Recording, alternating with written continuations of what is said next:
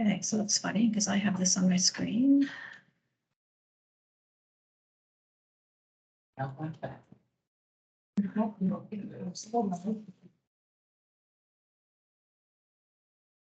why do I have this on my screen and I have that up there? I just want to minimize this. Try that. So strange.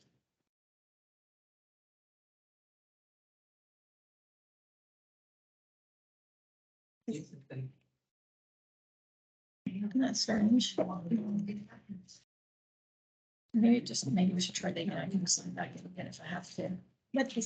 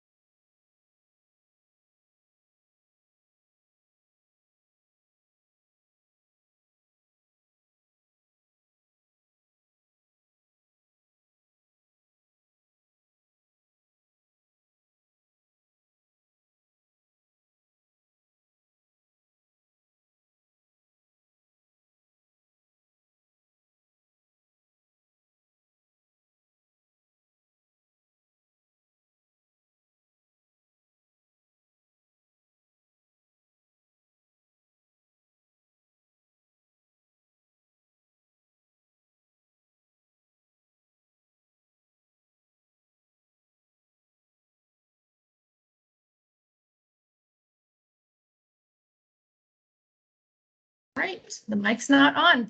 This is not so great. See, I'm making mistakes. See, I'm learning. Okay. um, Let me see. Okay, so I've got that. And why is this not being shown? I'm gonna go from the beginning again here.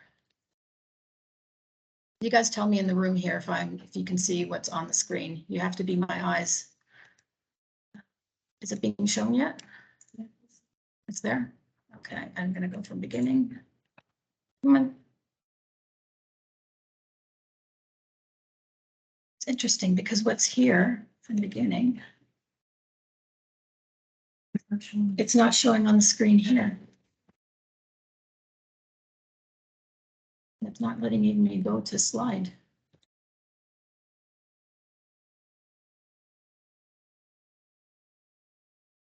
So weird. And I need to get some water. Sorry. Just step up for a sec.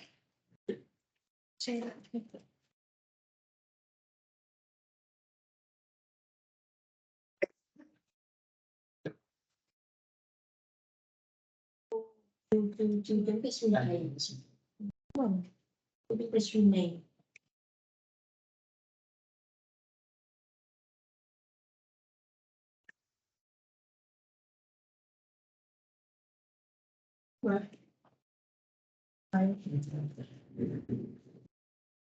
okay that we good now? Yes. Oh, so strange. So weird, eh? Why is that? Option number project can talk project explain maybe Here? function.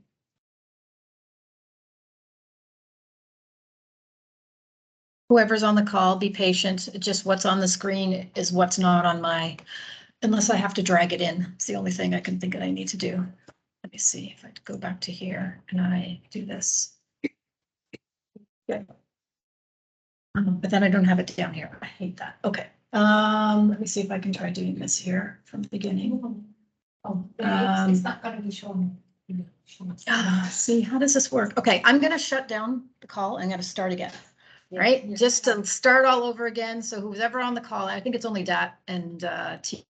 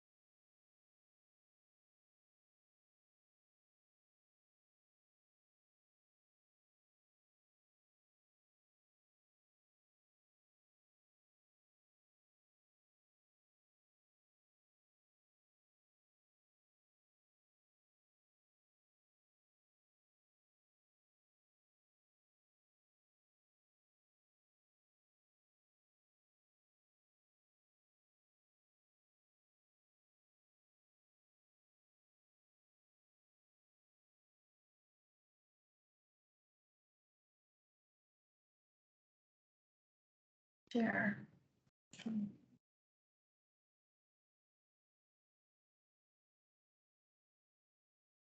Okay, but now I need to, you guys can see, right?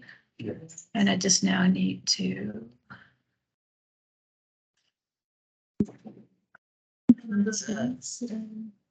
Well, it's display. It's now I need to record again. So I go back here. Record. Record. Oh, it's still on record. All right. All right, let's try this again. All right, so we were on the slide here, and I'm going to slideshow, current slide. Jump through all these. Mistakes are going to happen, Yeah. as you see, and I will learn from that. And ambitions are high and expectations are high to get these stores planned and implemented. When we talked from the very beginning, when we started in this department, and I think we've been trying to share that along the way, is that expectations and demands are high, on all, not just our department, just with everything that's going on right now. There are deliverables that Lasha has agreed to. And I can even say, to be honest, from this point, since we're sitting in the room and you guys weren't there back in March, we had the same scenario, but since then, things have changed. So projects we were supposed to go out a lot earlier. It got bumped like 8-9 weeks. Remember that, like everything got pushed, but the timelines didn't change. So in our plan, we had all these things that were planned, and then we had to adjust. And because the commercial brief wasn't ready, because they were new at learning how to write a commercial brief. And when the range came out, they were still learning of how to develop the range. So everything got pushed. So our timeline that we had all this flexibility with people working at that point in time ended up getting pushed. Same happened with LoCool. Brand new direction that we had for LoCool. The same time we had projects that were happening, the projects, they ended up adding more of them. So during the process, if I just use those two brands as an example, things constantly shift. And that's what we're trying to prepare everybody for, is that constantly things are going to change.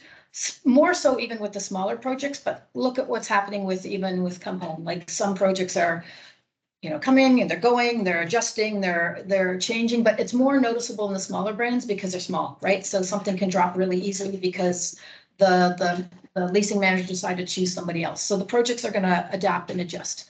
So I think that's something you have to also reflect on yourself if you feel comfortable in that, because that's what this journey is going to be like, at least for a good year or so, because we're all still learning. Once we actually start getting these projects under our belt and we've done one full project, when we're truly going to get the full learning, even with Come Home right now with Smart City, we haven't completely finished planning, but we never implemented. So what's that implementation going to be like? How did we actually document? What are the things that we're going to learn when we actually implement, the stores? So there's a lot of learning along the way. And at some point, we also have to determine in that learning, what are the most important learnings? There's going to be small things. We can't capture everything. So what are the things that we are going to be able to take? The big items that maybe affect all of us, right? So just keep that in mind when we're on this journey. And then we'll be learning as we go. So especially as you can see now, we had everybody starting at the same time. At least the two of you actually started at the same time, but now you came in a little bit later, you came in a little bit late, you came a little bit after him. Yeah. And then we got Ming that just started last week and Dat that started a month ago. So this in and out, how are we going to transition people in? How are we going to work together? And how can we as a team, depending on if we're ID or VM, support people that are coming into this process, right? So we're trying our best. I just say that, and we're on this journey, right? So how will we get there? We need to be flexible and adaptable as we go through the change. We need to be open to changes along the way. We need to be efficient and smart. So, Salome and I did this training information, quite some time ago. And as you know, it's based off a lot of learnings from another company we worked at and things we can still adjust and adapt to. But what's really important is that we want to try to be as efficient, as smart as we can, but some things also stop us from doing that. But it doesn't mean that we don't always want to have that vision of being smart and efficient. So, that's always, I think, our wish. But again, we're still developing things along the way, but it doesn't mean that you still can't have those things in your mind to say, okay, I think we can make this a little bit better. We can do this a little bit better. Please always share those opinions, of course. How we fit them into the process, when and how, I think will always be, can we adapt it right away? We can work that into the process, or is it something that we need to develop, an SOP or something along that line that's going to take more time because it involves other people. So it really depends on what it is. But I think it's, again, important that everybody's open and is, transparent about that. Asking lots of questions, like I said, being patient and trust the process. I know it can be very frustrating, depending on the project that we're working on. And knowing that even though the process may not even be 100% there, that we still have to try to work together to make that work. And hopefully people can be patient about that as well too. And then we have the knowledge and support to guide you on that. So regardless, there are people here that are supporting you. All of us should be supporting each other, but in the end, Tom, Sam, myself, Tia, them, and all of us within the team, we all need to support each other. And I think we start seeing that in our own little groups that, you know, there's definitely connections that we have and we support each other in the best that we can. And then, but most importantly, it takes teamwork, togetherness, and then together we achieve more. So let's do this. So this is the presentation. This is the presentation that we did when everybody first started. So I didn't create anything new in the last week. Like everything that I'm going to be showing you today is all what we started back in March.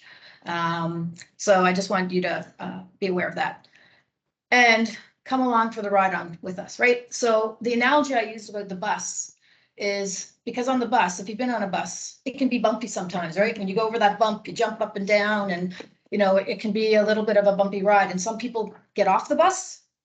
Some people get on the bus. You guys have gotten on the bus. So that's why I like using that analogy because, you know, people are going to come and go. Things are going to happen along the way. But it's important that at the end, we're getting to the end destination on that bus, which is wherever that is. So that's the analogy that we used for this one. Okay. Any questions on that? Okay. Okay. I'm going to now jump into layout as a tool.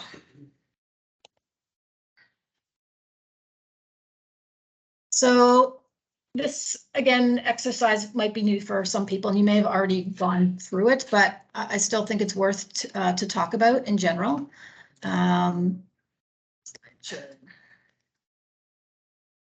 I've tried to update some of the principles. The principles are more aligned with Come Home right now. So these principles, but they can be used because I know you've seen it in LaCool, Lily, some of the principles of how to work with hotspots and key locations and things like that, or created hotspots.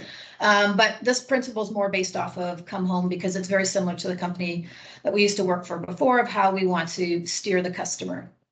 So so working with layout tool, this is probably one of the most important things for us to know of as being in, I don't want it to say in visual merchandising, but about planning the stores. Because what's really important about the layout is that it provides us the priority locations in the store for us to steer products. So in the end, we are here to sell products for a customer, right? And it's not, this tool is not just for us. This tool will also be shared with other parts of the brand. So part of our training for the rest of the unit, the home and entertainment, is about layout as a commercial tool, because once we hand over the layout as a commercial tool, they should also now be able to use it within their store. And I can talk about that a little bit more. But the principles of working with layout as a tool, it's a long-term investment and should not be compromised. It is a fundamental part of the structure and needs to live through many, many changes. So, and we'll talk more a little bit about that. So in step one, if we look at the drawing, we want to identify the hot spots. Let me get the little pointer, if I can find the little pointer. And laser pointer tools, laser pointer. Okay.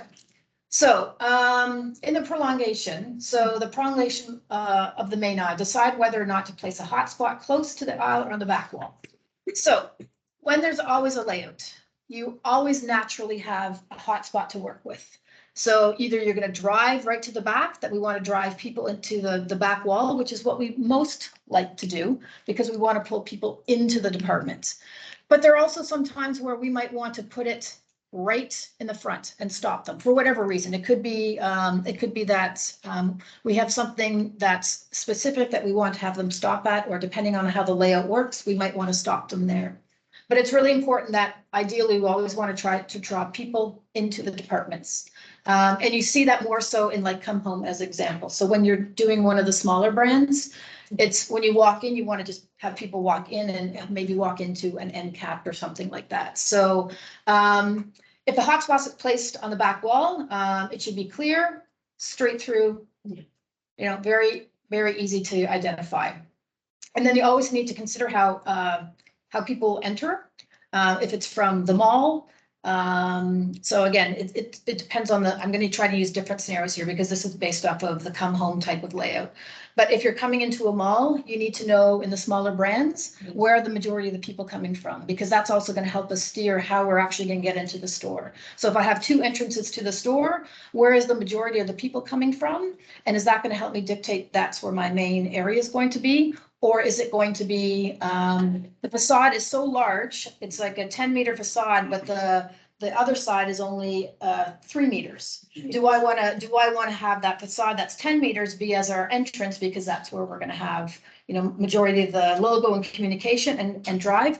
Sometimes those are conversations that need to happen because that small opening that has 80% of the people coming from it, we might want that smaller side to actually have some identity and make sure that they can come into the area. So working with the layout as a commercial tool in your surroundings as well as in the department is really, really critical. So if I continue with hotspots, in this particular scenario here, you walk straight into the back, but as you're turning the corner, this also becomes a hotspot because you're actually turning the corner and you've already seen this and it's a natural location for people to see as well too. So it's important to recognize that, especially in come home, because you're going to have longer runs of departments. Working with the layout as a tool always starts with the in-depth analysis of the layout to identify which parts of the range customers will need naturally and where there's a need to find for steering. This process can be made in 5 steps, which we'll talk about. And the hotspot occurs on this 45-degree angle, like we said as well too. What's also important, which we'll talk about in this, so it's not just about hotspots and the layout itself, is I'll start talking about products because most of you have now been involved in seeing some of the range and some of the work briefs. And if you haven't seen the work briefs, we'll talk about that as we go.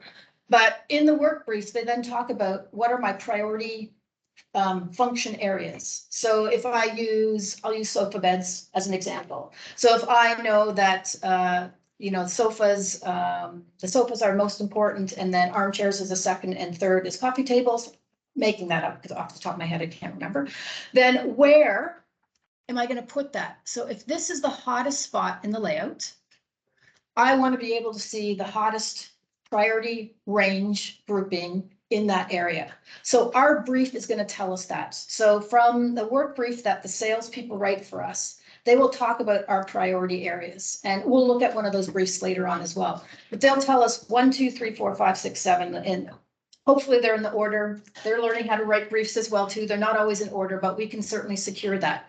So why it's important to say that is that even though it might be the priority, you would think, oh, I'm going to start with the priority here because it's the first thing that I see. And then I go here and then I go here. But from a customer point of view, you're actually, I guess I should be doing this here so people can see it on the end. But actually, this area and this area, like all through here, are what you're seeing the most. So we want to make sure we're taking care of those priority range groupings from the brand in those areas.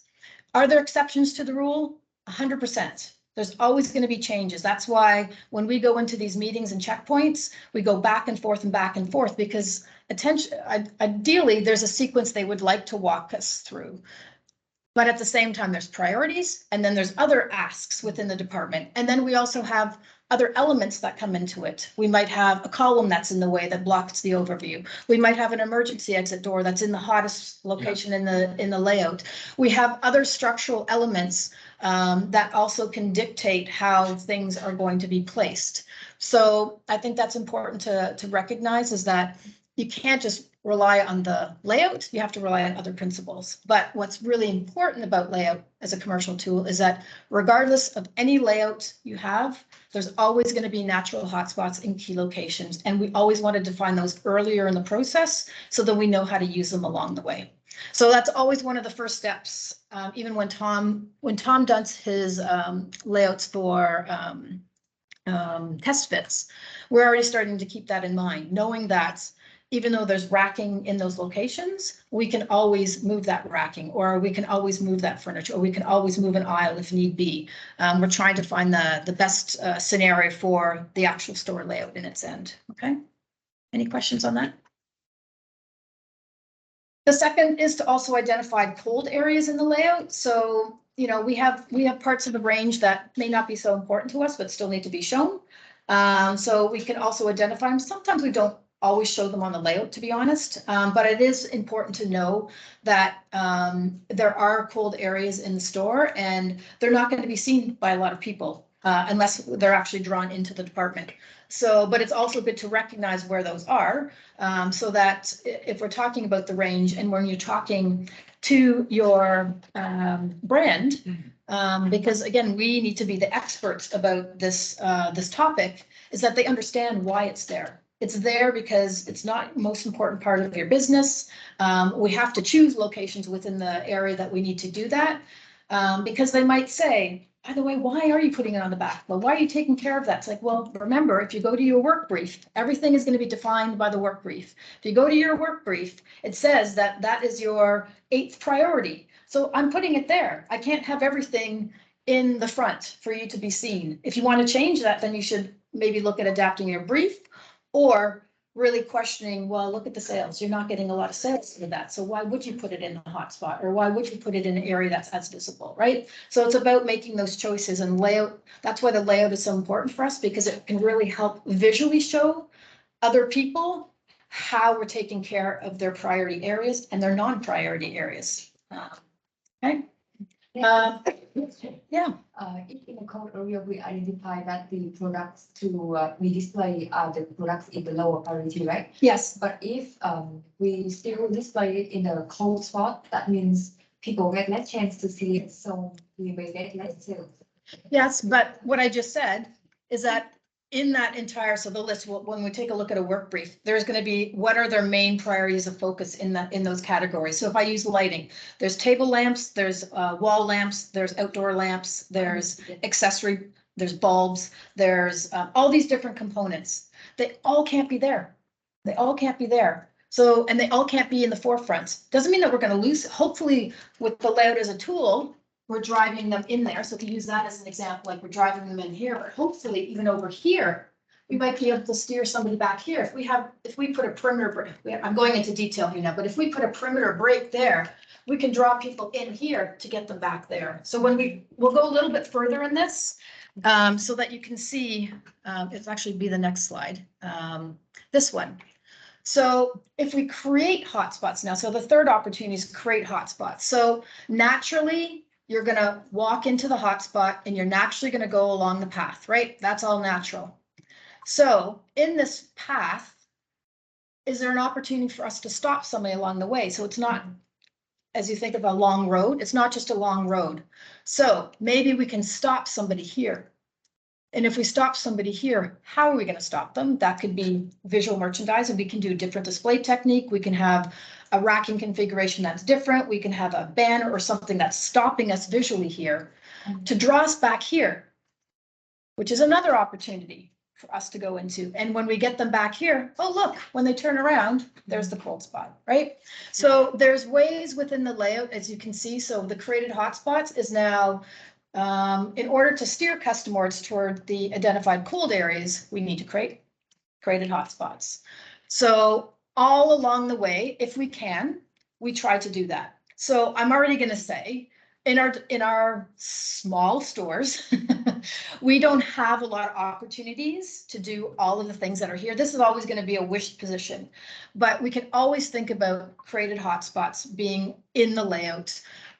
We don't sometimes even get a hotspot in a layout depending on how the configuration is in the store, but it's all these sort of principles of a layout depending on the department that you're in and of how we can maximize that layout to get people into the department. That's really what it's about. So, and I think this is a really good example that, you know, I'm stopping my eye here, but because I'm stopping here, it makes me turn.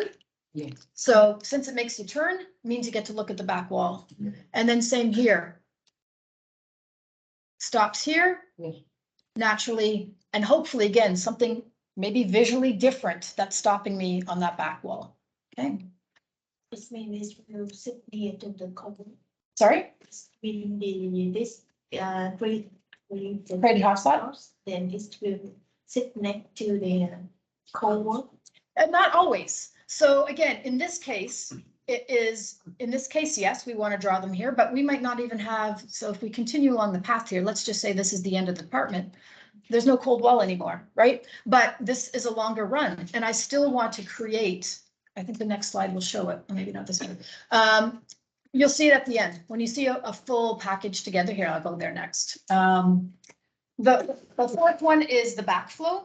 So if you think about the front, you're walking, it's a hot spot. But what happens if customers are walking back on the flow? Maybe they walked in the back way of the store. Maybe they decided they got twisted around and they're walking back, or they're in one department and decide to go back to the other. So it's another opportunity to work with backflow, right? So again, look, I'm walking straight into it. It's almost like the created hotspot. It's now just on the backflow. So maybe not as the majority of people are going to see it, but they'll still see it because they are walking along this path and we've already identified, this area is created. You'll see it in the next slide and everything.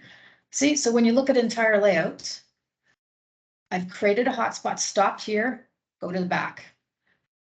This is something really big. I don't know what this is. It's probably an activity area in this layout. We wouldn't necessarily have that, but this is something that's stopping you. When I was saying, sometimes we will have things that stop us in the front. Right now, we don't have a lot of those in our layouts because our layouts don't allow us to have lots of different types of media, which we'll go into as well shortly. But you can see again, back here, this could be something of interest that's then drawing me back here, right? And then there's the cold spot, and then there's the cold spot. And I go around the corner, I see this, it's driving me into the back. I go along the stretch, see it's a long stretch. I want to get a stop, and I want to have something that's stopping me here. Same here, the natural hot spot. Here's that created one from the flow. I've created something along the way to stop, and then I enter, and then I go back. The backflow, and look, even on this backflow. So we've created so many opportunities in the layout. For now, when we go to the work brief, they're going to talk about what are the most important products I need to highlight and where are they. And we need to always recognize these spots as the most important spots because it's what everybody will see or what we want them to see, because we want them to see this or something that's on that particular area, or we want them to see this, or within this range area, there's important products that we need to steer towards. Yeah, so that helps you a little bit in overview. So from a layout that you wouldn't know that where am I going to focus in on my priority products from that department, I've now been given 1, 2, 3, 4, 5, 6, 7, 8, 9, 10 locations to focus in on products that are important to the business. Okay. Make sense? Any questions? Yeah, absolutely. For the hotspot is it's a bit same product or. So we'll start getting into details of that. So because this I'd see it as basic training, yes. But when we start looking at hotspots, what we decided for Smart City and what we will continue going forward is that now we want to create a principle. And the principle is that in every hotspot, we want to work with lowest price. So that lowest price will be, we have a look of what that will look like. It's basically tends to be, yes, one product. To answer your question simply right now, tends to be one product. It's about product and price, and we will show it visually different. So that's what we did. That was a principle, again, as we learned along the way, because we talked about having different types of perimeter breaks. But right now we've just said, you know what, because of the size of the stores, we're going to focus on the lowest price. And what lowest price means in this is that lowest price will be the lowest price on the market. So that sales or that merchandiser needs to tell us that information. So again, this is learning for them. They're also learning, it's like, oh, is it really the lowest price on the market? Is that the product that we really want to put there? So in this journey, we kind of discovered that as well. So that's why we said, okay, let's just keep it very, very simple. And sometimes what will happen is the lowest price might be over here, right? Or over here. So how do we take care of that? So that's where as a VM, we have all this information they're giving us. And I'm going to tell you, their work briefs are loaded with a lot of information. And we might not be able to meet them all. And I already say we won't be able to meet them all because the idea of the work briefs that they put is a wish list, I see. And that wish list is also, the idea is that we were not to build multiple different work briefs for these stores. We wanted to have sort of one consistent work brief that we could work and, tweak a little bit. And then we would then just note, yes, we could take care of this. Yes, we can take care of this. No, we can't take care of this. We use a dot system, green, red, yellow. So within the work brief, they can see, okay, we've taken care of this really well. We've taken care of this. And that's what we present in our midpoint meetings. As we start going through them, we use the work brief as our checklist as well with the department. So, okay, this is what we've been able to accomplish. Agree, disagree. That's what these meetings are about. Even though we think, what we've provided as options are good, there might be a disagreement, right? And that's what those meetings are about, to align so that we can then take the information back and adjust, right? So there's always a lot of adjusting, a lot of going back and forth. I mean, you've seen it in some of the meetings, you've seen it and go, wow, there's a lot of just back and forth. You may have not seen it as much in some of the meetings, but there's a lot of back and forth and back and forth and back and forth, right? Excuse me. Yeah. I want to ask a little bit about the yellow and the purple between the creative sports and backflow. How to identify the difference between this kind of sports? The difference between the purple and the red? Yes, the purple and the yellow. The purple and the yellow. Okay, so if I go back to the backflow, it's only how people walk backwards on the aisle. So that would be naturally what you walk into here. Naturally, what you walk into here. You walk literally right into it. Naturally, you walk into here. That's what the backflow is. It means walking backwards on the aisle. And then the yellow, yeah, and then the yellow, because it's created, we are creating it. We're creating something to stop us. So in many cases, why we end up doing created, I'm going to use this one as an example. This one, because it's a longer run, we don't want people just to keep walking and keep walking and keep walking right at the department. We need to stop them. So how are we going to stop them? So we need to define on the layout. We might not know exactly how we're going to do it at the very beginning, but we know, let's say halfway through the department, oh, you know what? Here's an opportunity. I'm going to stop you here and then create another opportunity in the back layout here so that we're providing more, again, steered opportunities for the customer. It doesn't mean that these areas are not important, but they can't all be treated the same. So I think what's really good visually here now is that you can see there's strategic spots. The word is key, strategic. The strategic spots we have created on the layout to define these areas, but you still have other products that you can take care of, but you can't treat them the same. If I'm going to do a large banner here, a large banner here, a large banner here, a large banner here, a large banner here, what you can't see, you're seeing so much of the same thing, nothing's stopping. You have to be able to try to either visually show a difference, or maybe it's a different media, something that's going to stop, it needs to stop the eye, because if it's the large banner, large banner, large banner, or small banner, whatever it is, large banner, you're not seeing anything anymore because there's so much that's the same that there needs to be something visually different, right? It's something very special to catch the eye. Yeah, it can be, exactly. It can be simple things as well too. It can be just the size of the banner. In this case, let's just say here, this is maybe 4 bins of the exact same product, right? And I'm going to highlight that with a large banner. Right, so that's visually different of this one being one single product, one single product, one single product, one single product. And I still might be able to price it, but it's going to have a different price. It's going to maybe be an A4 size, or because we still have to price everything for the customer. This one here could be an activity area. We don't have a lot of them yet in our stores, but when we start going through them, it's that we're creating where we're putting things together, right? We're taking parts of the range. I can show it maybe in one department, but again, we bring parts of the range together. So let's just say if this was bedrooms, we would bring a bed in, we would bring the quilt cover, we'd bring the curtains, we'd bring all those components together, show it on display and show the add-ons to it. So it's visually different because now there's a bed sitting in the middle of this department, and beside it are the pillows and the range of the pillows and the range of the quilts and the range of the quilt covers. So that's visually stopping you and also showing that quilt and quilt cover and pillowcase in function on a bed. So that's again another way of visually showing a difference on the layout.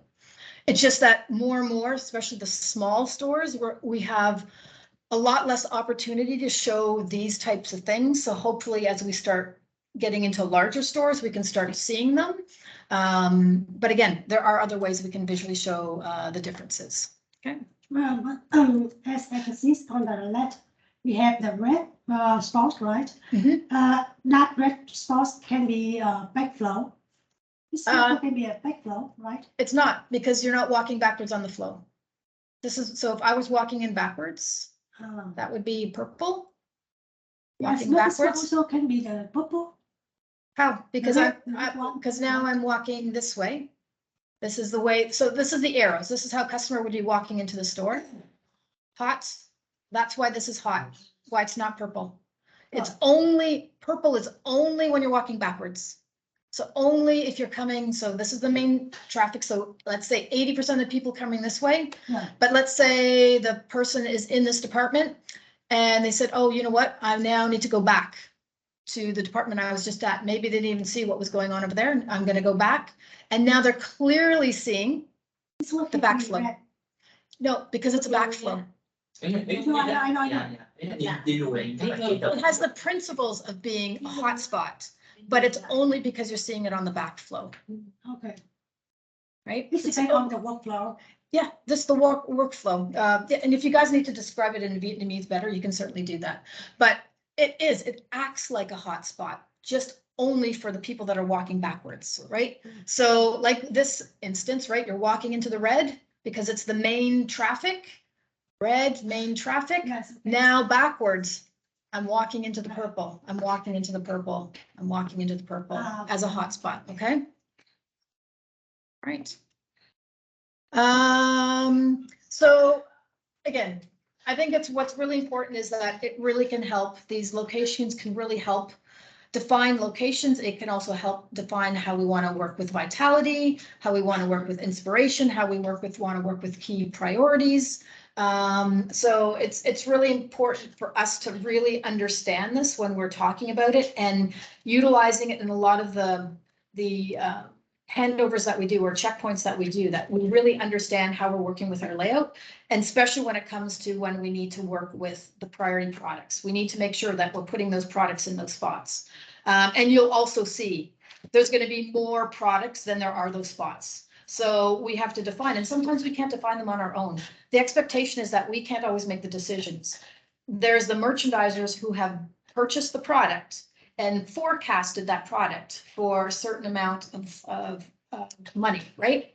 And it's important for us to understand that and have that communication with them, because if we don't and we say, oh, we're going to just choose that, but yet the forecast for that item is only 100 pieces a year, whereas the other one is 1,000 pieces a year, we need to make sure we're taking care of what we've purchased so that we can sell it. So we're always going to put it in that spot that's most important. And again, they're learning as well. So there's some key people that can support in that process, Lasha being one of them. So you'll see in the meetings that we go to, I mean, the merchandisers have been taking up a lot more physical space as well too. As we're learning, they're learning, but some of them are really understanding it now, that how the layout can be important to them and how we need to make sure that the priority products that they are steering towards are being taken care of in a good way. Okay. Great. So that's first presentation. And you'll have access to all these. These are all in the training folders, but what I've done for today is I've pulled everything out and I've done them separate. And if you want to have it accessed that way, we certainly can. If it's easier for you to find it, I can certainly do that. What am I going to do next? I'm gonna go over the types of media first. Let's do that first. And I'm gonna go over, there's visual pictures that we have for types of media. And what I will say is that these pictures can definitely be updated. It was something that we did very, very early on. And as we've gone through, we also realized that some of these medias we may not have now, but we might in the future.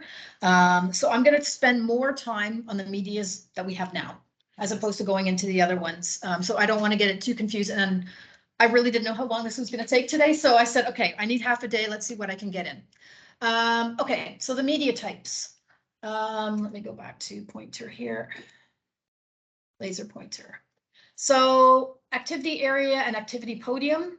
I would say what we're using that for is the entrance podium and activity area. So you can have activity areas and activity podiums within departments for sure. But right now, in many cases, we're ending up taking them for the entrance to the store because we're trying to at least have that one secure in the area. We will touch on end caps. There's no checkout activity. We have a checkout. We kind of have a checkout activity, but it's not the same as the pictures that you'll see. Display shelf. So what we did here, I'm just looking at this now. So this is something I need to adjust. The entrance podium and activity area we would combine together because they sort of act the same. But as I say that, I also know what we're doing in Vivo is a little bit different because we're doing like a display window. So I think maybe we need to keep those separate. So it's an entrance podium / wall, and then it's activity area / podium. So I think now I need to separate them again. So I'm talking through that as I see that. So we're going to go over furniture compact. We don't have furniture studios. We have a home. I'm not going to touch on these because that's not the focus of this talk. We'll talk about breaks. We don't have shop windows. We have accessory shops. We do have a T-wall. Display window. We can incorporate the entrance podium display window together. Add-on sales. We don't have crossover shop. Closing offer we don't have. Opening offer we don't have. And then vignettes we do. Okay. So let's go over. And these are just random pictures that we've gathered for activity podiums, and they can vary, of course. Hopefully what our goal is when we actually implement these stores, like we're doing with Go Wow, is once we actually have real pictures from our stores, we would replace them with the real pictures of the store. So what you're going to see here is just more different sizes and different sort of treatment. So obviously this is a podium that has been lifted and we put something on top of it. So in many cases, we're using these go-go cages. I think you guys were starting to plan. It's like this 4 cube square that is being used outside the mall, but it can also be used inside the mall, or we're defining an area within the space that has 2 or 3 walls. So some of the pictures that you're going to see here are not exactly what we have in our store. But this would be an activity podium within a department. So if I wanted to pull the range together, this could be one of those visual stops, a created hotspot, if you will, along the way that could stop the customer because it's visually different from the surrounding chest of drawer department, as an example here, right? So I got communication that's dropping behind it. I've got a banner. I've got other products that are helping me distinguish and showing that product in a different way. Again, something that's been raised up on a podium. Again, you're pulling in parts of the range that are trying to coordinate. That's the main thing. And like I said, you don't see a lot of it in our layouts right now. Bed department.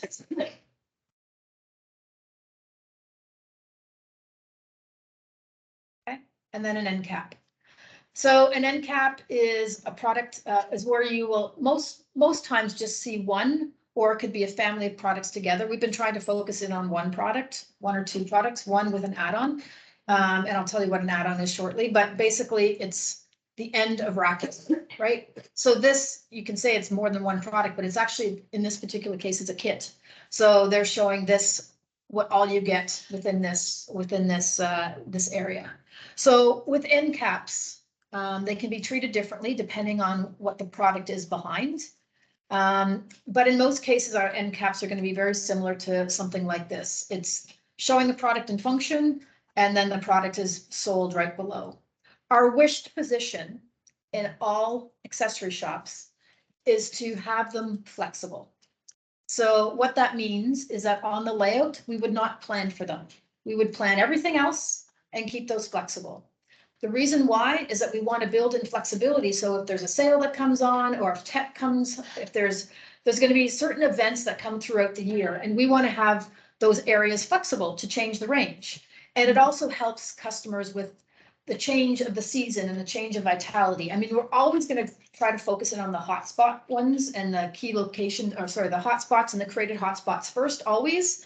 But it gives and it builds in that flexibility. So even if it was this as an example, and I even wanted to change it to this product here, right? It hopefully can be easily changed because it's already got a home location, which is right here, I think. That it can easily change and you don't have to change everything around. That's the whole wished position, is to have them flexible. But I'll tell you, it's not always possible. But then what we've decided to do is that we will identify the ones that are not. So we will say they're all flexible, except like in Smart City, we said in lighting, there were 2 that weren't flexible. So we've determined that they're not flexible, and the store team is aware of that. Yeah. Okay.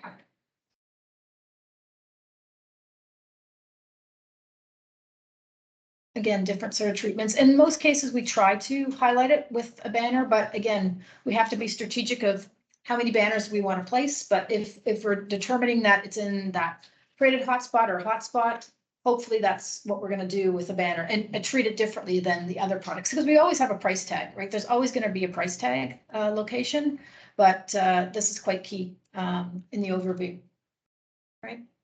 So in this case, you can see this is one product. This is 2 products because it's an add-on. So it's a natural wood product, but I can sell the stain with it. So now I'm trying to upsell. Let me show you, customer, what you can do with this product. And here's the, the product that you can sell it with, right? Okay. Checkout activity. So I think when we were taking this, we weren't really sure how our checkout activity area was going to be, but in Smart City, we basically have, I think, 3 or 4 spans that show bags that we sell in the range. I think it's an umbrella. I can't remember what the other thing is. So we put this in as an example because it was sort of small pickup areas, but in our case, it's not small, lots of small little things. It's 2 or 3 spans of the exact same thing. So we don't really have any, we need to have better pictures of that. Closing offer we don't have, so I'm just going to go by that. So display shelf. So what a display shelf is not just, it's not so literal. It's not just a shelf. So this would be considered display shelf. Yeah. As well as this, because this is the product and we need to show the product in its, function display. So the display is also this up here. So you can't just use it's just how the terminology is. We're showing it on display, but it's called display shelf. So I'm going to show you quite a few different types of display shelf so that you can put into context. So here, display shelf where the customer can touch and try it. That's the main thing, they can touch and try it. And there might be some communication that's relative to the product. There might be something that we want to speak about this particular product. I don't think I'm going to have a chance to go into price and quality ladder. I'll probably do that later on so that it's not too overwhelming today. But I need to show the difference between the low, medium, and high price products. What's the difference between purchasing that low product and purchasing that high product? That high product, we need to show a lot of the features and benefits about why am I spending more money on that product than just that low price product that's just a basic plate. So that will come into play. Maybe I'll get there, we'll see. But I think this is a good example because I know this is a higher price product. You see some extra dots, you see some extra communication that talks about that particular product so you can build value. It's about building value around the product. Okay. Again, display shelf. Again, it doesn't necessarily have to be a shelf. This is the display as well. In some cases, we may not feel that we need to have display per se because it's so straightforward, right? Same with the towels, just that's considered display shelf. Display shelf would be along here. So our display shelves always sit at 135, is as our general principle. Again, that's it's just the standard that we have so that we have that consistency across departments. Again, there's always an exception to a rule. I think we have an exception to the rule with lighting, just because we have some floor lamps that are on the wall, and you can't always have them at that height. But just as a principle, we want to make it easily accessible for people for touching and trying. That's the main reason. Okay, display shelf can also be on. We might not have this type of racking, but display shelf can again be on top of the racking. You'll see this in Kubo toys. So we're going to have something similar to this, is that we're going to have display on top of the racking, as an example, if you work into Kubo toys. Display shelf with furniture. So in some cases, depending on how large your range is, we don't really have that in our range right now, but if we had a really large range of furniture, we could also use the end cap for a furniture piece. I think we had it only in kitchen accessories, was the only area that we had something similar to this. Again, especially with display shelf, lighting in itself, you have to show the light in function. So the display in this case really is the ceiling as well too. Obviously on the wall, and in some cases we will also have one on the ground to test and try. In this case they don't, but we've done that as well. But I think it's also really important to note that where we can, we want to show that what it's actually going to look like in somebody's home, right? It's showing the function of the product, right? See. And then I'll talk briefly about this now, but we'll talk about, these are add-on products. So these are the light bulbs that go with the product. So where we can, based off the work brief, we will try to take care of them. Where we can, display shelf as well too. This is the display of our kitchen door panels. So that's why it would be, it's not ours, but again, a reference of showing the offer of the doors of kitchens. Display shelf. So the chairs on top, that's considered display shelf. Ideally, when we're talking in compacts specifically, ideally, we want to have at least the chair down on the floor to test and try. That is always our wish position. So that if this chair is only up here, we don't want them to pull it off. And we don't want them to pull it off for two reasons. It's going to be secured up there, and hopefully, so we don't want it to fall on people, and especially when it has wheels. But the intent is to either double it down below or have it somewhere down on the floor. So that's always the wish position. I'll tell you, sofa compact might not happen, but we know that our goal is always ultimately to do that. And how are we going to steer it? And if not, are we going to take care of it in a room setting? Or are we going to take care of somewhere else? So that's something that we just need to keep in mind. Okay.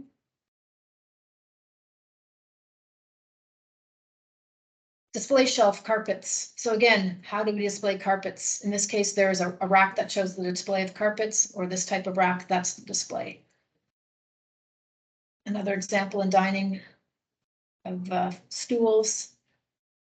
Another example of, like, these are napkins and handles. So again, different types. I think more with the point what I'm trying to get across here is that display shelf means different things. It's not so literal as a shelf. It's really the display of the product, showing it in function. Shelves and the baskets. Okay. Entrance podium. I'm not going to spend too much time on entrance podium because I don't know if these are going to be related too much to what we have existing in the store, unless I can find one that is three-sided. But when I was referring to, we were using this terminology, go-go cages. It's just a term from our previous company, that in the last store, Smart City, the IDs planned for outside the mall. So it is, it's basically this cage. It's flexible, it's on wheels, and the the idea of this is that it could be moved around within the mall in different locations. It also could be, hopefully, if they build it the same way, that it can be taken down and flat packed. But in bigger stores, if we ever were to get this, this could also be an entrance podium.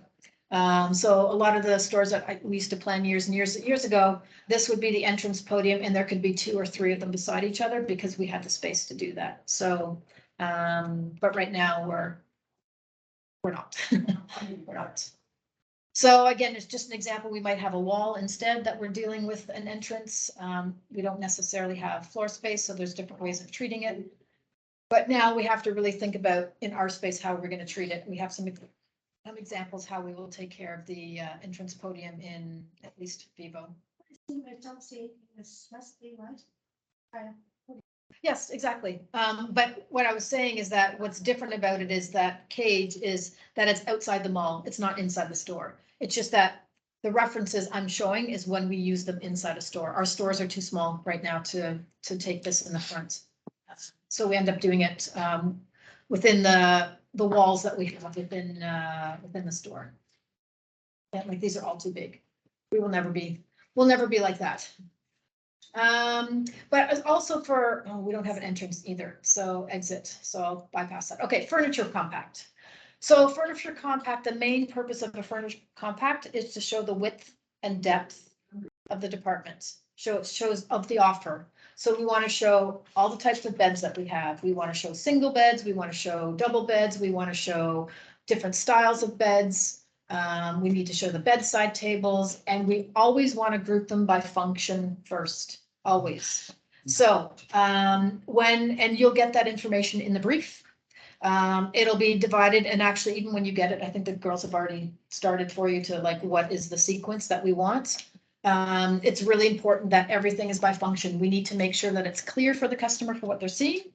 So we want to make sure that if we are putting all the bedside tables together, right here, all the bedsides are all together, right? Doesn't mean that we can't have them beside the bed, but if I were to choose bedside table, I want to be able to see them all together. Make it really, really simple for the customer. In beds, obviously, hopefully they'll be able to see all the beds because they're going to be walking through it, but that's really, really critical. Same with coffee tables. I mean, our range you'll see is not as big as this, but that's the intent, is that we will show the full width and depth of the coffee table range. This instance, I'll just point this out, is that we're doing something, or we did something like this in Smart City, that we've defined the area, because if we didn't define the area, you would see that these tables could float all over the place. So in some of the compacts, we've made some conscious decisions, especially when they're loose items like this, that we would land it with a vinyl floor. It's basically a vinyl floor that sits on top. We're not cutting it out, so it builds in the flexibility. So we sort of determine that hopefully early on in the process. In Smart City, we did it a little bit later on in the process, but that's just because some areas changed. Same with the sofa compact. See, full offer, still using the wall to get into overview so the customers clearly know that they're walking into sofas. Same with armchairs. Chest of drawers as an example. So again, making sure it's very, very clear for the customers what they're seeing. So because our range in Come Home is so small, it's even more and more important when we start getting into display techniques of how to show the overview in the width and depth, and how we can use color, material, and all those sort of things to help us simplify it for the customer. Okay. Kids very unique because it's got furniture. So Kids is an accessory shop and a furniture compact at the same time. So a little bit more of a challenging area. Okay, we don't have furniture studio, so I'm going to bypass that. Homes, I'm going to bypass that. Room settings, I'm going to bypass that. So perimeter break. So the intent of a perimeter break, again, is to break the full offer of the width and depth and break it visually with something. So you can see in this case, it's actually visually different from the racking point of view, and also from what's on display, how we're showing it. We're showing a lot of repetition. We're showing the color, one color. So you can tell that this would stand out from the whole area. That's the intent of the perimeter break. Yep. The red? Yes. So in our case, in our work briefs, we have said the hot spots are gonna be perimeter breaks. And they're gonna be red, like this. So if I use this one as an example, this is what I would say we are looking towards doing. And you'll see them, we have examples, and 'cause ideally, we're also gonna copy, adjust, paste from Smart City. But this is a really good representation that we are gonna make our perimeter breaks red. They're based on the come home red, so it'll be more of that darker red. And that we will have a banner that will define that area to say it's about price. You can see, this is a big price. And there's one chair that's a really, really good price. And we have also a way that we want to treat the perimeter breaks. So we're starting to document that as well too. So we want to sort of define this area that the banner will be set in, that we won't have product behind it. The only reason why we want to do that is we're really trying to simplify. We're adding so much extra display when we don't have a big full range, like this is a 30,000 square meter store. Our stores are like, 25, right? So we're trying to find a compromise, but you'll get the same visual intent. This would be where the banner is and the product. So you can definitely see that it stands out from the back. I have a question. Yeah. How many perimeter break we can create in one area?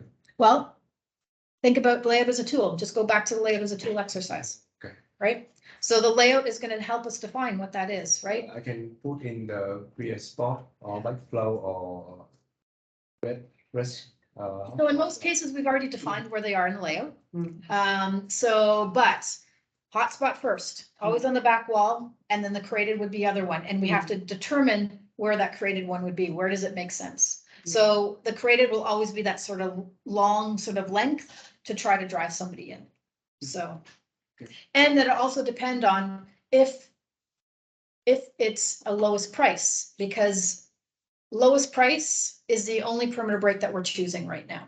So, and sometimes it'll be one span and sometimes it'll be two. That's now based off what we're finding is that it depends on the furniture area and the forecast. So in accessory shops, we're finding that we can sometimes only do one because it takes so much more product to, bad example, but if I only have this it's my lowest price, it takes a lot of product to fill up that one sort of section, right?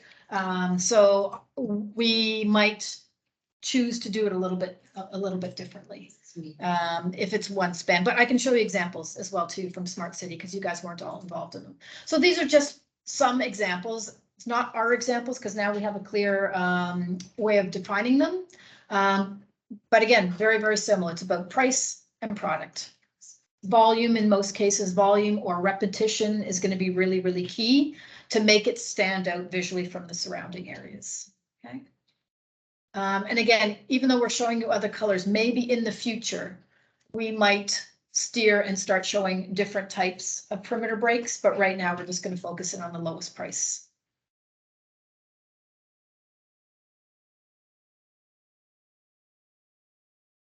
Examples? Yes. So Miss India. Yes.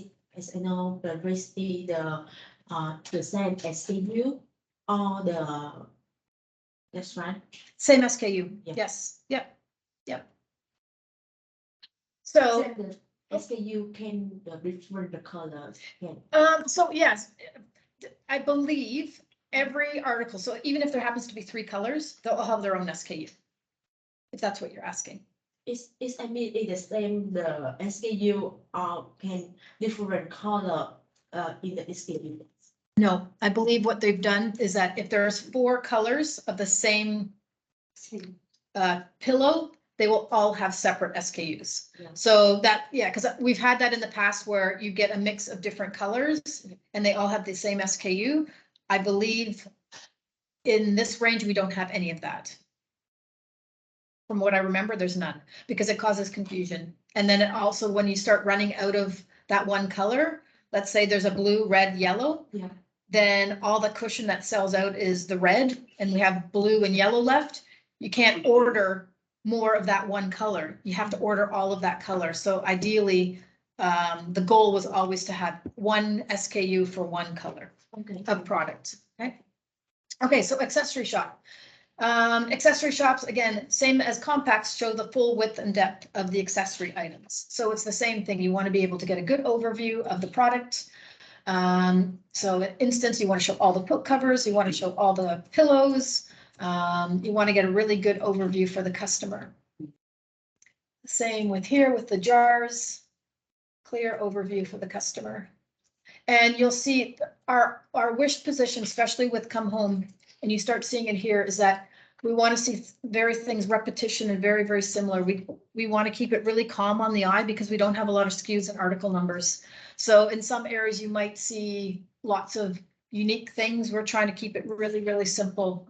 You know, a lot of the same here so that it's really calm on the eye, and it also tells the customer, okay, you are in storage baskets or in your home organization. So something that we're still trying to strive towards, keeping it very, very simple. Which is why I think it'll be good to reference Come Home Smart City for some of those, because we spent quite a bit of time on that in most areas. Pictures and frames, lighting as well. Pictures and frames. So, you know, you can clearly see what the offer is.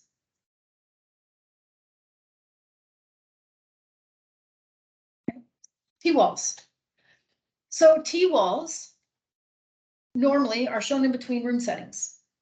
And are shown in, and hopefully we have more in this one, because I think we only had one in Smart City, and then we kind of made some fake ones, if you will, between accessory shops. But normally they are dividing between room settings. That's normally the purpose of them.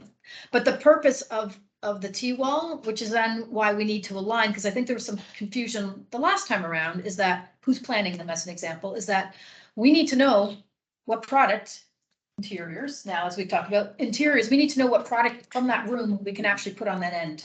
So hopefully there's a conversation with the merchandiser as well too, that you've aligned, because we have to make sure that there's enough product to take care of it on the end. Like you might say, as an interior designer, I want to take this, I don't know, let's just say there's this candle right here. I want to put that on the end.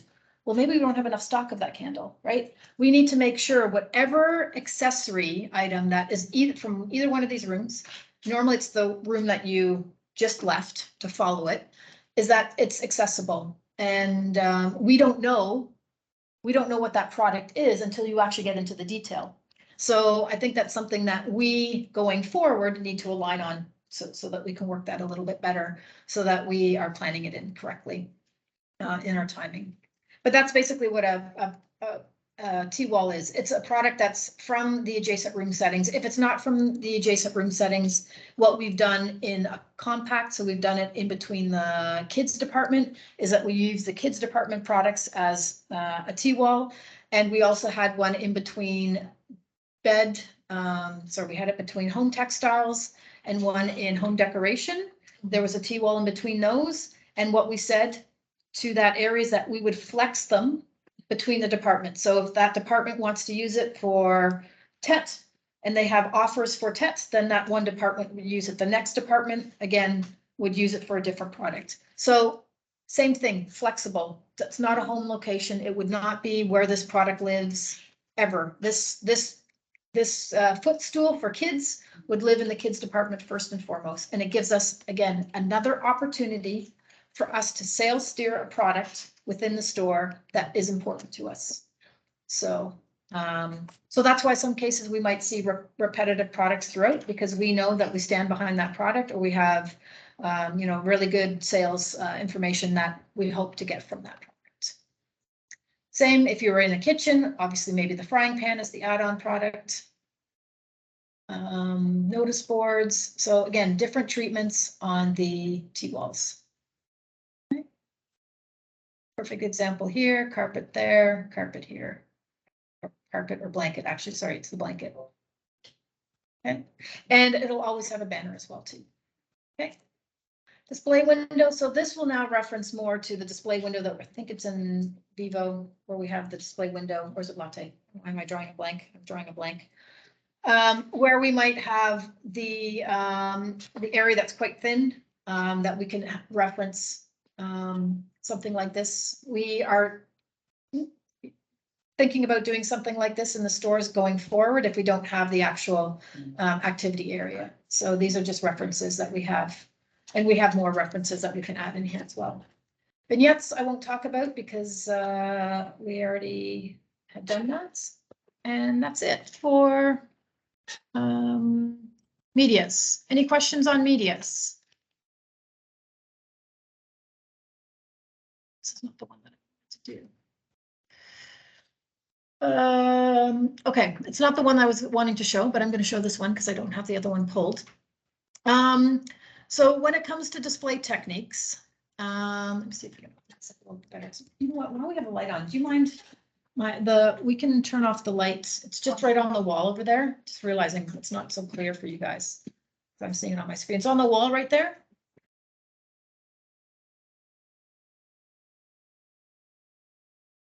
It's better. So when we now have different medias, when it comes to visual merchandising, there are different ways that we can visually merchandise products. And we'll just go over some of the options that we have of how to take care of display techniques, right? I think I have other pictures of, I'll see maybe when we take a break, I can pull out the other one. This is not the one I was hoping to pull out, but there are five main sort of display techniques. There can be collage, function, grouping, repetition, and solitary. So collage means we're putting the products together, and we'll show references to them so that they are combined together. So you might, well, we'll show you. Functions, function is combined in a functional solution. So in most cases, that's like a home and a room setting where we're showing the function of the room setting as a display, Grouping, it's basically the same products that are a regular form. So there's a lot of different groups. We'll see that as well too. Repetition, which we will be using a lot, is the same product constantly in that section of racking. And a solitary product is highlighting that one single product. And it could also be like, we might want to turn it. Like if I use an armchair as an example, if we turn it sideways, it looks different because it has maybe a beautiful line that we wouldn't necessarily see. And that's a way, again, we can show a different display technique because within that width and depth of armchairs, as an example, the beauty of that chair sideways shows, oh, that chair is better quality, has unique design, is more expensive. That's another way that we can show visually something different for the customer. And then when it comes to secondary ones, there's color, material, fronta, levels, and style. So color, again, obviously, I think that's very clear. We try to use the color wheel as our reference, if everyone knows what the color wheel is, but we want to go in gradation. So we would go from whites to yellows to reds, oranges to reds to blues to greens. So we try to do it that way. So you'll see that in departments like that have a reference of like quilts, sheets. So we have an array of sheets. We have quilt covers. We want to do it by color. If we have a large offer where we can do that, we will do it. Our wish position would always to say, I'm going to use sofas because we're talking about sofas because you'll be doing it. Our wish would always try to do it by color, but we can't. There's not enough product and we have to kind of sales steer. So ideally, we want to at least see if we can somehow find a rhythm of color, if you will, because it can be a little bit more on the eye, but it's a little bit more challenging with the range that we have today. Fronta, again, it's really presenting the most attractive side of that product. So normally the front of the product, if I just use that, like the front of this is more beautiful than lying it like this or lying it like this or on a shelf, depending on what it is, right? So, a lot of the times when I'm looking at the display at the top above the 135 centimeters, we want to make sure that we're fronting the product visually. We don't want to see the boxes lining up all across the top, ideally. We'd like to see, I mean, there's always going to be exceptions to the rule, but we have to now think visually and think, what are we going to inspire the customers with the width and depth of the range? And then levels, that could be, again, different heights of products. So I might have Here. Different sizes. Different sizes, right? So we might have different levels. Sorry, people on the phone, I'm just showing two different heights of a water bottle. We might need to show that in a way, or it could be like levels in lighting as an example. We might have 3 different sizes of lights and we want to show the different levels of the, you'll see examples of it coming up as well too. And then by style. So we might want to, by putting a style together. So we might want to put Modern International together. So one of our style groups, we might, depending on the area that we're working in, we might want to show in the sofa compact, the area that we can coordinate that certain style group in a small area that maybe shows the sofa, a table, a lamp of that similar style. We'll see if we can get them, but right now we don't have a lot of those opportunities. But more, I think the thinking when it comes to VM is we are where we are today. We might not have a lot of these opportunities with some of these display techniques, but going forward, we can. So if we're going to have these spaces where we can have an activity area, or we can have an area where we carve out and show how we can work with that bed that shows the Modern International style. That's where we're trying to inspire people within those departments when we get the space in the larger stores. So, okay.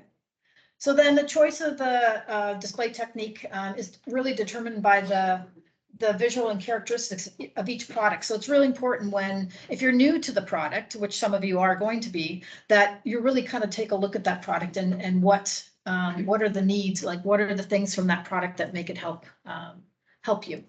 And then what kind of display techniques that you'll have. But when it comes to sofas, I mean, that one's pretty self-explanatory. I mean, there's only so many things you can do with the sofas and sofa beds, but I think it's just to keep in mind what that can look like.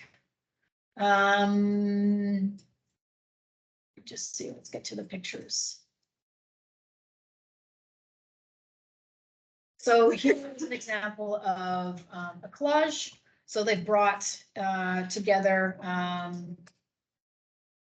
the different sort of components. So you've got a height of a higher product, you've got the sofa, you've got the footstool, you've got some chairs, and it's all tied together by a collage, but also the color is also enhancing this. So what's creating this is that it hopefully is inspiring the customer to see that we have an offer that we can put together that is inspiring more by range. This is not about function. So you can see this is not what would be in your home. It's about trying to visually, from the surrounding area where we have the whole width and depth, now I'm pulling something together by color and by the collage grouping. And you can see repetition as well too, and that we're bringing a lot of these things together. Even the repetition of the vase, right? All those things, everything in threes. It really helps. So this collage is supported by color, fronta, levels, material, and style. So you're getting all those things in one. So that's why when you look at a collage, it can bring all these different elements. It doesn't always have to bring in all those elements, but in this case, you can see the color. You can see all these products are facing front. So that's what they mean by front. So what's the best visual of this particular product? The levels, the different heights. So you've got the lights at this height. You've got a level at this height with the vases that are sitting here. The product itself, different level. Everything is at different levels. The material, the texture of the material, and the style. So it's all, this would all be part of the same style group in this particular instance. Is that clear visually? Does that make sense? What a collage is, bringing this group together and then bringing in the other components of the display techniques. Again, we might not have all of these. It's just more for reference so you understand. I just want to give you some context. Same with this one, right? So what are the items that are in there? So it's the same thing. You've got yellow, the color of the yellow that's brought in there. You've got the different heights in here as well too. You've got the height of the lamp. You got the height of the tables. You've got the layering of the carpets. How the banners are incorporated into the messaging. So the banners are part of the solution. I think also helps, and it really stands out differently. Okay. Then the function, I'm not gonna go over function because function is room setting. Because that's not what we're focusing on specifically here. So then grouping. So when it comes to grouping, so here's a good example of, and I don't know if we're gonna have a lot of these because our range doesn't necessarily offer that. But again, this is how you could do grouping as a technique, right? You're putting all the similar types of lights together. Here is another example of grouping those products together, 2 different colors. And then you're using color and material as the other 2 functions. So you can see, rather than just randomly just doing one color, here by actually even adding another color adds interest. It sort of stops the eye at that the point where maybe customers see, right? So it doesn't mean that we could do it all one color, but especially with this particular type of product, if it also comes in 2 colors, let's play with that. And even though the white one is probably the one that's going to sell the most, it still adds interest. It's idea about stopping the customer. Sort of we use this analogy of there's so many messages that are going on. So if we want to visually stop them, how are we going to do that in 3 seconds? So 3 seconds, hopefully visually color can do a lot, or a repetition can do a lot. It stops the eye, it adds interest. And if this was white with a couple of blues, it may not have the same impact. And don't get me wrong, sometimes we might have to do that. But I think you get a stronger impact depending on the surrounding areas that if you sort of flip the colors. So it's something to take in context. We can't always get what we wish for either when it comes to range and color. Especially what I would say with Come Home is that we would probably take so much of the blue stock that they probably don't have as much forecast for than they do the white, that we would probably have to flip it as an example. Okay. Here's another example of the groupings, really simple with the lights. There's 3 different sizes of lights that are part of the same family. So in this case, family and grouping and color would be that situation. Repetition. So you want to repeat the same product. So obviously very clear, repetition, but then they've changed the direction in this case, but it's still repetition. Same thing as well here when it comes to the actual plant pots. Depending on how it's displayed below, we might actually have all 3 colors below, but that doesn't mean we always have to put all the 3 colors up above. Again, when we start talking about this visual difference and keeping it simple, and what we want to do for Come Home is we want to keep it as simple as possible across the top. We don't want to get so much little things up top that you start not seeing anything anymore. Really, really simple, almost graphic identity. And it's also, the repetition is supported by fronta and color. So the best side of that vase, of that watering can, is the angle that you're seeing it as. Solitary, so obviously just a single chair. You tend to see that a lot in armchairs. You tend to see a lot in dining, where you can show it singly. You can also turn it sideways to show it singly. It has so here's a really good example. We've put it onto a little podium, and it's the angle of the chair that makes it stand out. And it's okay that there's some negative space here, because this is, you can see that the product is kind of speaking for itself. This is sort of backdrop. If we have this in our scenario, I don't know if we have a red background in this case. Again, here with the frontal technique, again, the best side of the product, of the quilt cover. And you can see it's different from the surrounding areas.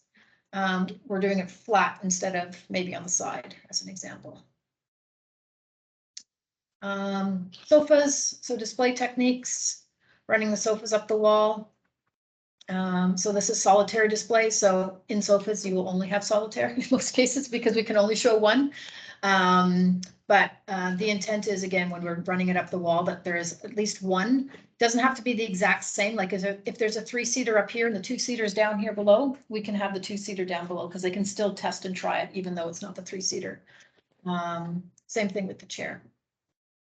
Okay.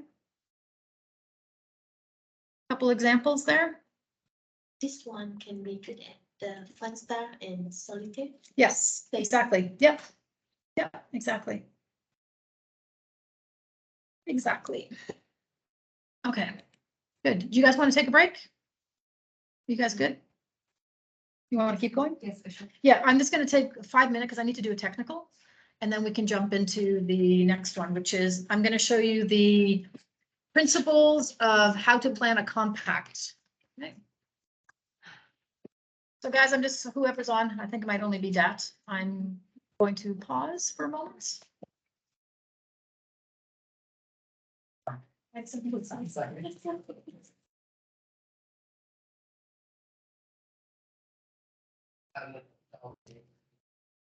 Do you remember some of these things now that we're going through them? Or do you remember these now when we Yeah, start going through them? Okay.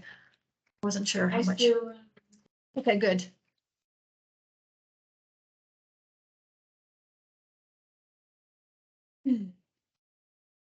Sorry, where are we? Can Minh join this training? Oh, he can come in at any time. Yeah. Yes, yep. Okay. It's being recorded as well too, so he'll be able to watch the recording after as well. We did the thing already, so Yeah, absolutely. thank you. Yep, anytime. But we're just going on a technical right now.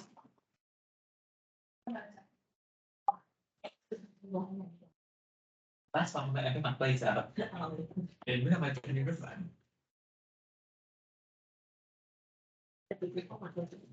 dạ anh một món hàng đúng. em nghĩ anh sẽ kéo đến mình được.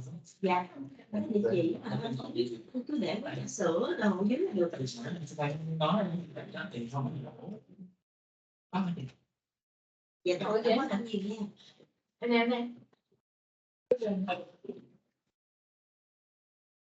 Em chỉ đưa ra công ty cho nào thì có cái thời gian rồi. nhà có cái quán trà sữa ở cái bên nhập dầm ở sân cái nhà mua quà quản lý tại Cái thời gian ở công ty rất nhiều nhà bây giờ còn xếp công ty luôn. dạ Cái file dạ này dạ không biết được. File ở trên SharePoint mình ở trên các là phần training đó. dạ Nên là đây trên sân hỏi đây sẽ em gửi cái link cho anh.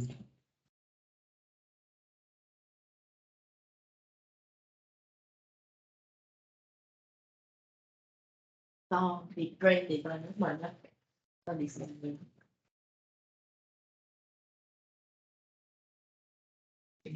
đây chị gửi Bây giờ chỉ copy cái link lại.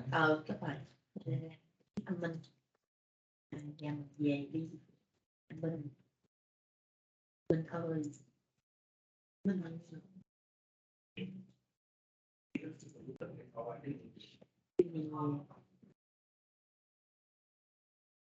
Bên đó có gì được nhẹ.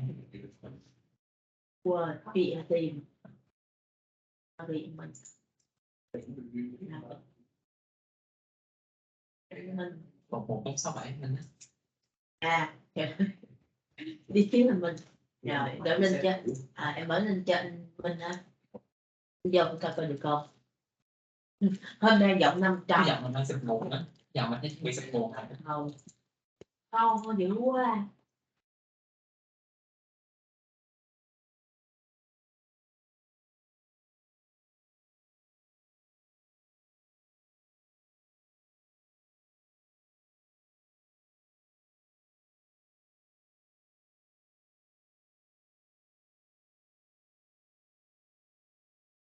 Quá trời thì nó dạ đó là hết cái gì gửi gì đâu. nè nó có anh coi cái mà layout as a tool visible nè rồi xong cái coi time media nè Và không có mấy cái phần khác đâu. time media biết cái time media thôi Mà không có mấy công tác này là đây là bên ID sẽ là là anh coi cái số 11 nè layout as a tool visible time of media tránh gì. display technique nè Viên đó là cái đó không biết cái thành Thì em xin nào. còn mấy cái kia cái mặt thì anh cứ đọc cảm ơn em Anh Minh.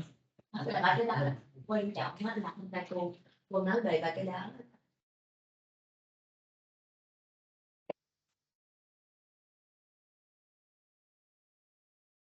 Cô nói xong cái thầy media rồi. Cô cũng nói xong rồi tôi nào đã nghe đúng không? Nguyên bộ một cái thì Đúng rồi. lát phải cho ý kiến Đúng rồi. Ngon.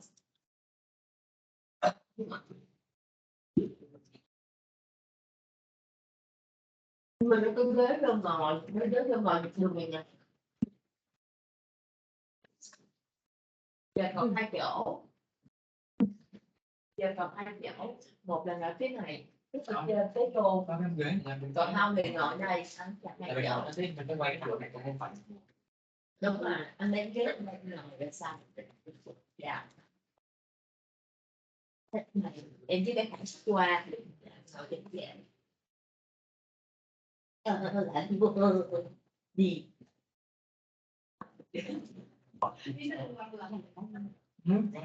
Oh, we'll get you in a better chair.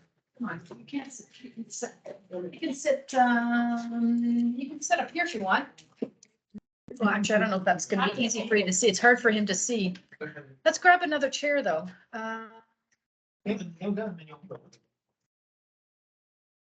Sure you don't want to grab another chair?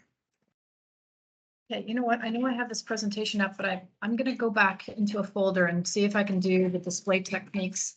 So this morning, when I opened up all the stuff, for some reason, it didn't save everything on my desktop, so that's why I was a little bit surprised with this one. So let me just double check.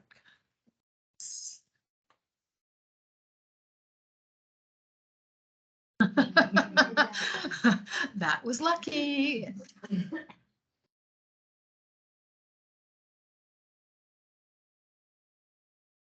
It's not. Yeah, that's the only one. Đây là mình đang That's the one I already did. cái gì nó mình đồng em nhớ rồi nhưng mà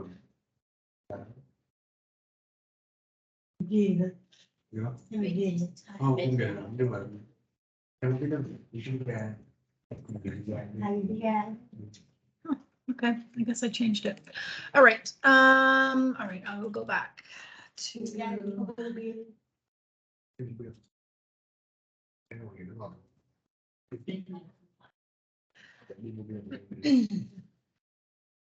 Okay, so initially, I'm only, this is the only presentation. I don't have one for accessory shop, just so you guys know. But the initial reason I wanted to re-show this is it's really how to plan a compact. It's something, again, a shared training that was done from the previous company. And I just want to go over some of the principles of it, even though we may have not be starting off this way, because a lot of the things have been done with a test fit already. And there's some components that have already sort of been aligned that we're copying, adjusting and pasting. But I still think it's good to have an understanding of how we build compacts and to keep that sort of structure in mind. And it could be the same thing for an accessory shop too. And I can maybe align some of the things as we go through of what things could be similar to an accessory shop as an example, using this compact workshop as an example. And I also might bypass some slides. And I think what I'm going to do in the future, if I am going to use this, I'm also going to change the text so that's more relative to come home going forward, if there's value in this, right? Okay, so layout planning. So the main purposes of it is to look at the area, to get an idea of the overview of how to plan a compact, this room thinking, the structures, the secondary flows, the things to consider with architectural elements when we're doing planning, the conditions, the space for sales steering and vitality. And sales steering, what we always are talking about is what are those priority products that we're focusing in on. And maybe other range. In this case, we won't have other range, and then add-on sales. Okay. So then if you were to plan this from scratch, which like I said, we aren't planning it from scratch because Tom has already done a lot of those test fit sort of components for us. You've got a blank slate, right? So you have a space of how do you actually want to start with setting up a compact? How would you start going about doing that? And you already have an understanding of, you've got the room settings and you've got maybe another compact, I should probably point, another compact down here maybe, but this happens to be the size of the sofa compact and it's nowhere near the size of the sofa compact that we have. So like I said, from an exercise point of view, just think about the principles, okay? And if I am speaking too quickly, I've said this to everybody else, please let me know. Please raise your hand if you have a question, not a problem. And this has been recorded, so you can watch it again afterwards, okay? So the overview, to give an impression of the total offer and make it easier for the visitors to orient themselves. So that's with every compact and even accessory shop. That is the intent, is that we want to make sure that they get a really clear overview of what is in that department. And we want to make it as easy as possible for them to get into the department and explore and purchase and buy. Okay. The main reason for a good overview is for the visitor to get an impression of our total offer from basically everywhere within the area. Another reason is to make it easier for the customer to orient themselves to know where to go. Sorry, yeah, I think the screen up there is also not showing. All right, let me try this again. So, share.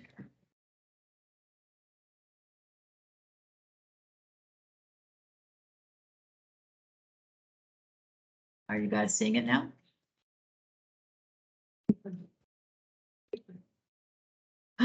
Why does it do that? Yeah. All right. What did I do last time? Or what did you do last time? I don't know why this happens every time. If you expand, it's a separate screenshot, so you should. Duplicate. Yeah. Okay. You should duplicate, I think it's. Okay.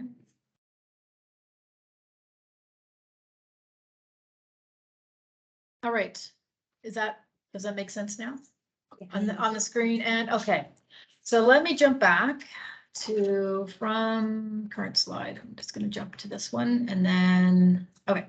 So there we go. The main reason for a good overview, I already said this. So it's really about wherever you stand within the department, you're getting a really good overview. Okay. So the arrows. So as you're walking around as a customer, I'm going to go here. As I'm walking through, I can clearly see into the space. I'm going around, can clearly get an overview of the compact, going around, clearly seeing everything. So it's really, really important that what they're referring to is that you get a good overview. And this can be the same treatment that we use for accessory shop. So that also has to do with where we put elements, low versus high elements. We don't want to put a bunch of high walls right along the path that you can't actually see within the department, right? So keep those basic sort of principles in mind, right? So again, wherever I'm standing, I can see the overview. So then this idea of room thinking, and hopefully this will come across well in this presentation. And like I said earlier, our departments are not as large, so we might not have the opportunity to always think about this. But this room thinking is breaking up the area in rooms, essentially, right? It's such a large area. If I'm going to be walking into the space, I need to break this up somehow. How am I going to divide up these areas to make the customer sort of experience the path along the way, right? So how do I break it out? So it's about the main product can now create the structure of the department. So we use this sort of thinking of it's just like a template, same sofa to start building the frame, if you will, this room thinking. So we want to change directions. We don't necessarily want the sofas to all stay the same way. You know, if I'm coming in from this way, you would think that you might want to turn the sofas so that you're walking into them. But no, you actually want to create an idea for them to go into the department as well too. So when we talked about trying to find areas to get them into the departments, we want to be able to do that by just changing the direction of the sofas as an example. So you can see the sort of the thinking. Here's a chunk that's in one direction. Here's another chunk in the other direction, right? And again, it's really a footprint. The main thing here is to try to get always want to try to get people to enter into the department and create aisles. So by creating like a base footprint, it really helps, even though the products are not the size at this point. It's creating you the shoebox, we call it the shoebox grid pattern, to start that base footprint of a department if we were to start it, right? And then you can see, you start dividing it out. This is what it looks like, right? So we've got the division areas of the areas. Just in a different perspective. And again, this is not taking in consideration all the other elements, columns in the way, all this sort of stuff. It's just creating the foundation as a footprint. So then secondary flow, to make it easier to enter and exit and move around the compact. So now we have to think about what is that main secondary aisle that we want people to get through, right? So from that layout, we now need to start removing things to make sure that it's accessible for people to come in if we have the choice to be able to remove things. So we want to make a distinction that we want to have at least one clear aisle through. Maybe it's not all the way through, but we want to make sure that there's at least one clear open area that we want the majority of the customers to come through. So in our instances, we're not always going to be able to have the same amount of aisle width here versus here versus here. You'll see as we do other projects, but if we at least halfway through the department say, okay, halfway through, you'll be able to come in and experience the rest of the department from this angle as well too, right? So that's something just to consider. So then there's a sort of a division line to say, how do I get people through and how do I divide them to get up through the top if they're going to be coming down from the bottom, okay? Again, still thinking of that footprint of the room thinking. That's how it's being divided out. So then you see there's a little bit more room to breathe, as an example. But I will also say, having something like this run all the way through is not always a good thing, especially with the size of the department. So even though this is part of this presentation, I always say, I'm actually going to jump back here, is that the fear here, or the challenge could be is that somebody could come in and go all the way through and miss all these other things here. So once we see the end result, but just remember this, because this is about this room thinking. I don't want you to think and you just get stuck here. It's like, okay, run all the way through. There's choices that we can make, and hopefully by the end you'll see. Just think about this slide and see what the end result is to see if it's the same or not. But we also need to take in consideration, even though I'm planning one department, you always have to think about everything that's surrounding the area. So we know that we have room settings on this side. We know that we have a compact on this side. Even though you're not planning them, you know that you still need to make sure that everybody's getting the experience of accessing not just your department. You have to take in consideration all of the surroundings because we want everybody to have the same opportunity to have the same experience in another compact, in another specialty shop, and we want to be able to see the room settings. We just don't want them to end up in my department and leave and go out that way. We want them still to be able to experience the rest of the store. Okay, so then there's architectural elements. So depending on the size of the department, and like I said, in our case, we don't have a lot of large departments where we might have walls and podiums. But I still think it's important to understand this exercise because we might come to that point. Is that okay? The theory I just talked about, maybe a wall is now stopping us. So I've now created an area of, this isn't maybe an activity area, right? And I'm stopping the eye from going all the way through so that customer is not going to run all the way through now, right? And then I'm creating another location over here because it's probably another part of the range to stop the eye, right? So it's to stop them. Hopefully there's something interesting that's going on there, but visually to sort of stop the overview, right? And then these are some elements.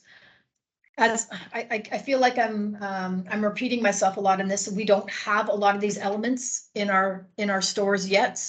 The goal is in the future that we would like to have these, maybe even not as large, but these activity areas. So here's a smaller one as an example where we'd want to highlight and elevate the product. We just don't have a lot of that right now. But I still want to give you these principles because I think it's important. So then now you can see, now we've got the scenario of, okay, we've added the wall to stop the eye. We've added a wall to stop the eye. Okay. So some conditions, the architectural features or other elements that link to the layout for the whole showroom. So I'm not going to talk about information points because we don't have them. Sorry, I thought I already hid that on the slide, so I'm going to bypass this. But there is customer guidance. So as we're doing the planning, and what we did not do for Smart City, I'm just saying in the learning, because we were learning in this process, is that customer guidance and planning, the compact and accessory shops need to happen at the same time. The reason being is that there are key elements when it comes to customer guidance. So this customer guidance can be maps, directional signage that need to have a placeholder. They need to have a spot within the layout.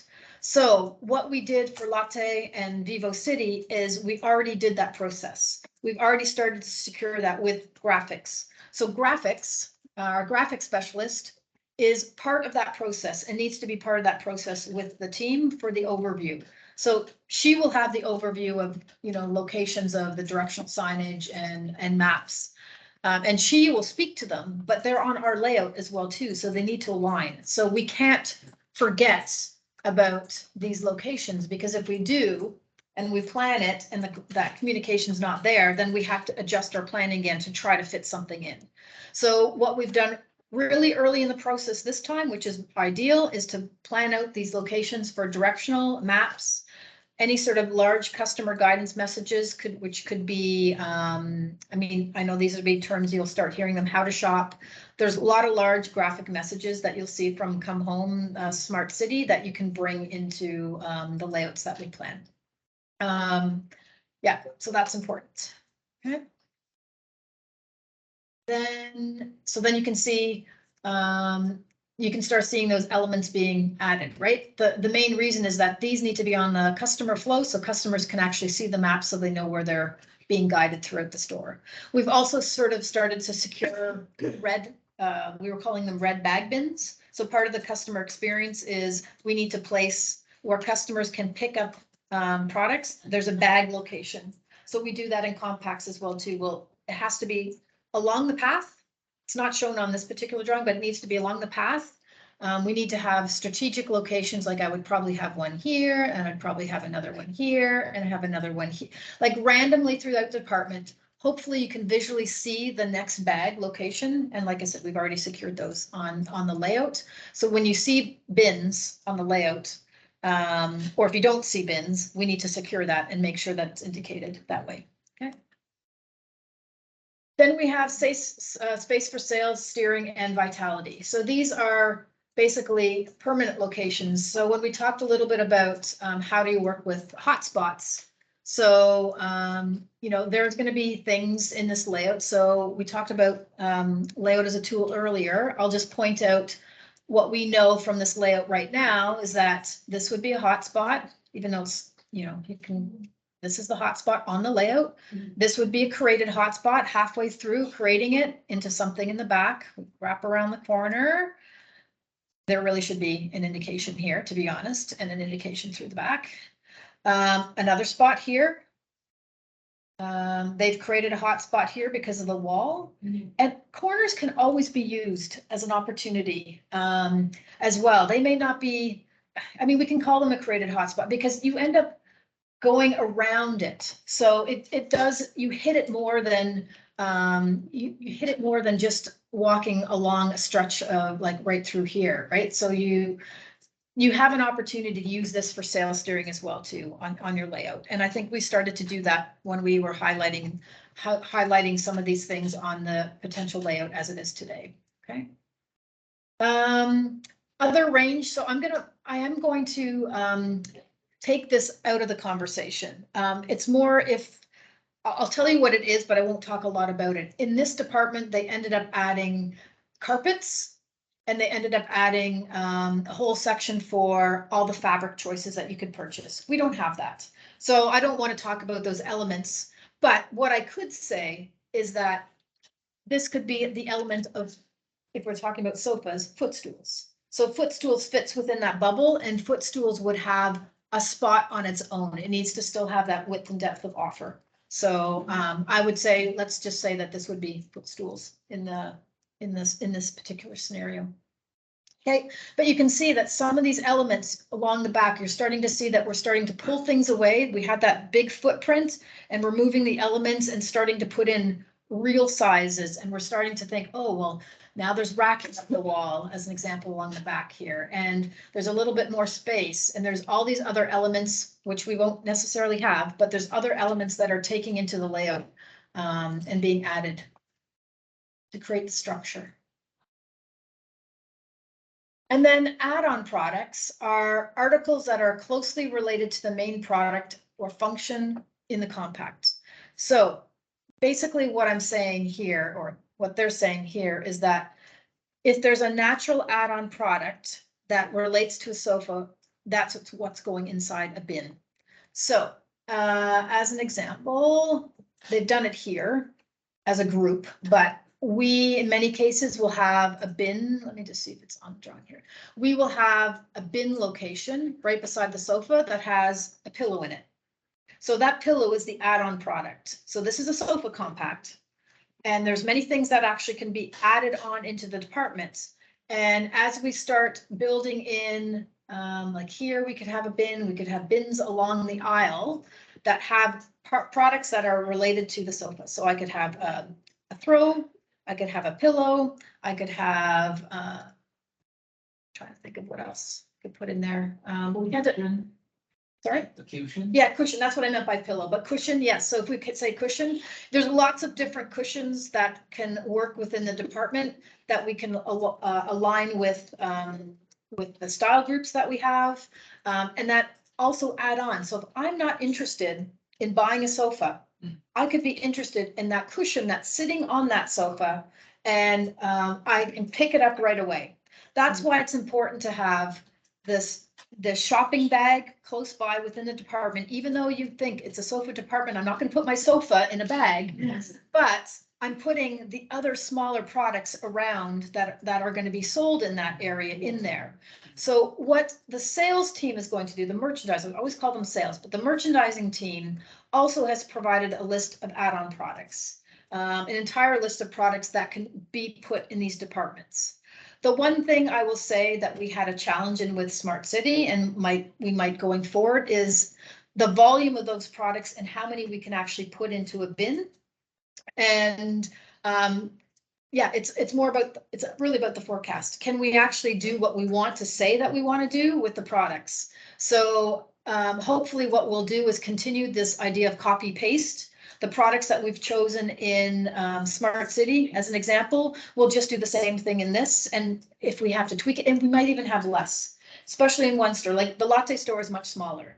Vivo is much bigger. So we're going to have, depending on your layout and depending on where you have the opportunities, because this particular exercise shows the bins in larger groups. We will not have that in our layout, but you can see such opportunities along in here on the layout and here along the layout that we could have bins, even here on the layout.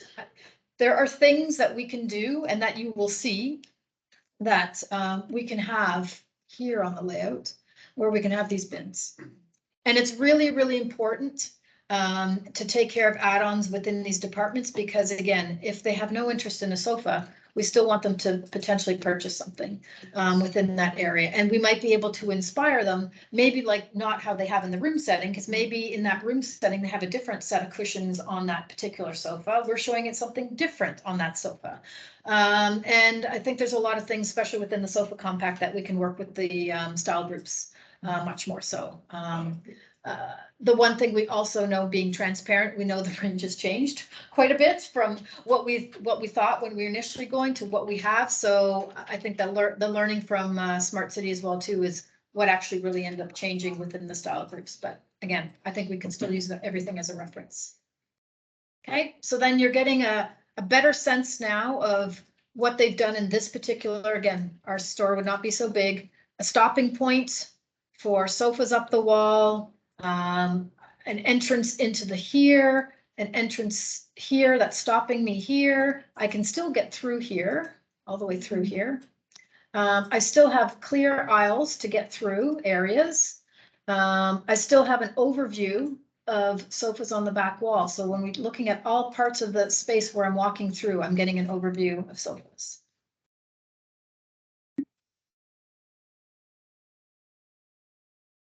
Any questions?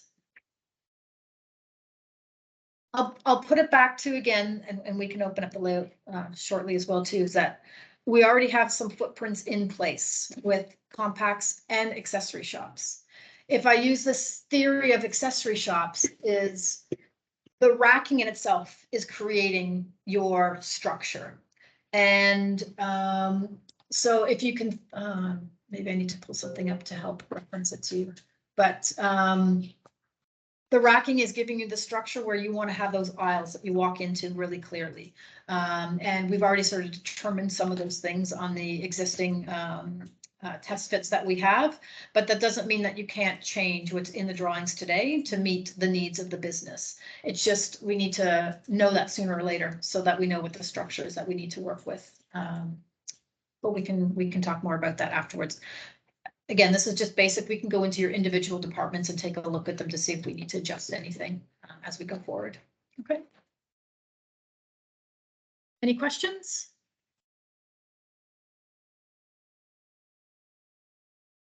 I know it's a lot to take in. Okay. Of course, it is. And you know what? There's always going to be adaptations. This exercise is more to understand the steps of how to sort of plan a compact. A lot of those things are already going to be there. And like I said earlier, a lot of those components already sit on our layouts today and might still sit on our layouts for the next store that we do. But it's for more and more people to understand how to start planning a store, right? So this is, you know, right now, Tom, myself, and Salome. And I know you were starting to get involved in some of those things as well too. We're the ones that are sort of planning the store as a whole, right? More and more people we need to have understand what's the concept behind it and how do you actually plan a full store based off of many different principles. Just happens to be a compact.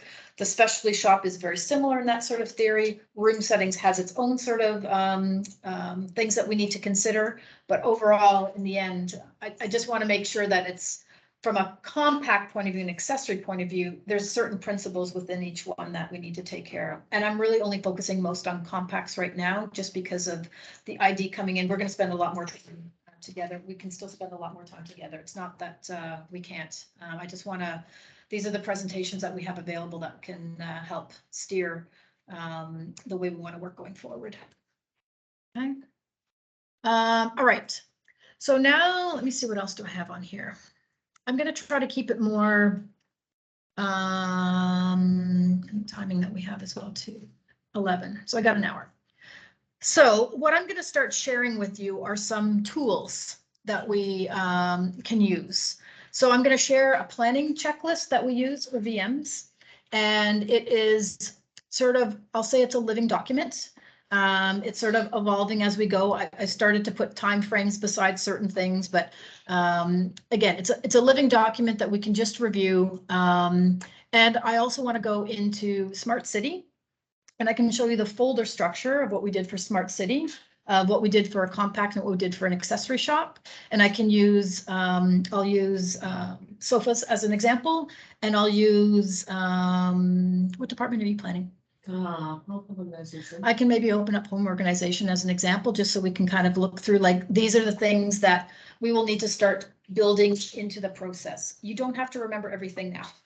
The main thing right now is to understand there are steps, and this is what we need to provide in handover documentation. The one thing I will say to everybody in this room as well too, is that when we first started planning, our goal was never to plan with AutoCAD. We were only supposed to be using, we were supposed to be using Colpoon, another program that we had. I know we had a lot of questions at the very beginning why we weren't using AutoCAD, but we weren't. So a lot of the people that were brought on didn't have the AutoCAD experience. We have now switched over because Colhoun we're not going to be using. We're still using Quant. So Quant for accessory shops is still the tool that we will use. You won't be focusing on Quant at this point. That's her task is going to be more on the compact space and using the AutoCAD. But it doesn't mean that you guys won't be using AutoCAD. Will be. You haven't been trained on AutoCAD yet, though, have you? Actually, I have already training, so I can. You just have your use own. it, yeah, Okay, very and you have AutoCAD training. I don't have an- So then we'll probably need to set up some AutoCAD training for her because they just started. You started what? Not even a month ago, right? So we'll have to probably align up some basic training for you as well too, but you can see some of the principles that we have because Trung has taught some of our people some basic training. But if you've already, remember that you actually had some AutoCAD training when we brought you on, and I know you have AutoCAD training, so we're good. So these two have AutoCAD, but yes, so we can align that as well too in the future. But let me start off with showing you a checklist that we have. And I'll just show the one for compacts and studios for now, but it's a very, very similar checklist. I think, Mon, I'm not sure if you've seen this checklist already. I think T had it before to show, but this is a checklist that we have for essentially kind of all the tasks that need to be done in a compact. And we have the same thing for an accessory shop.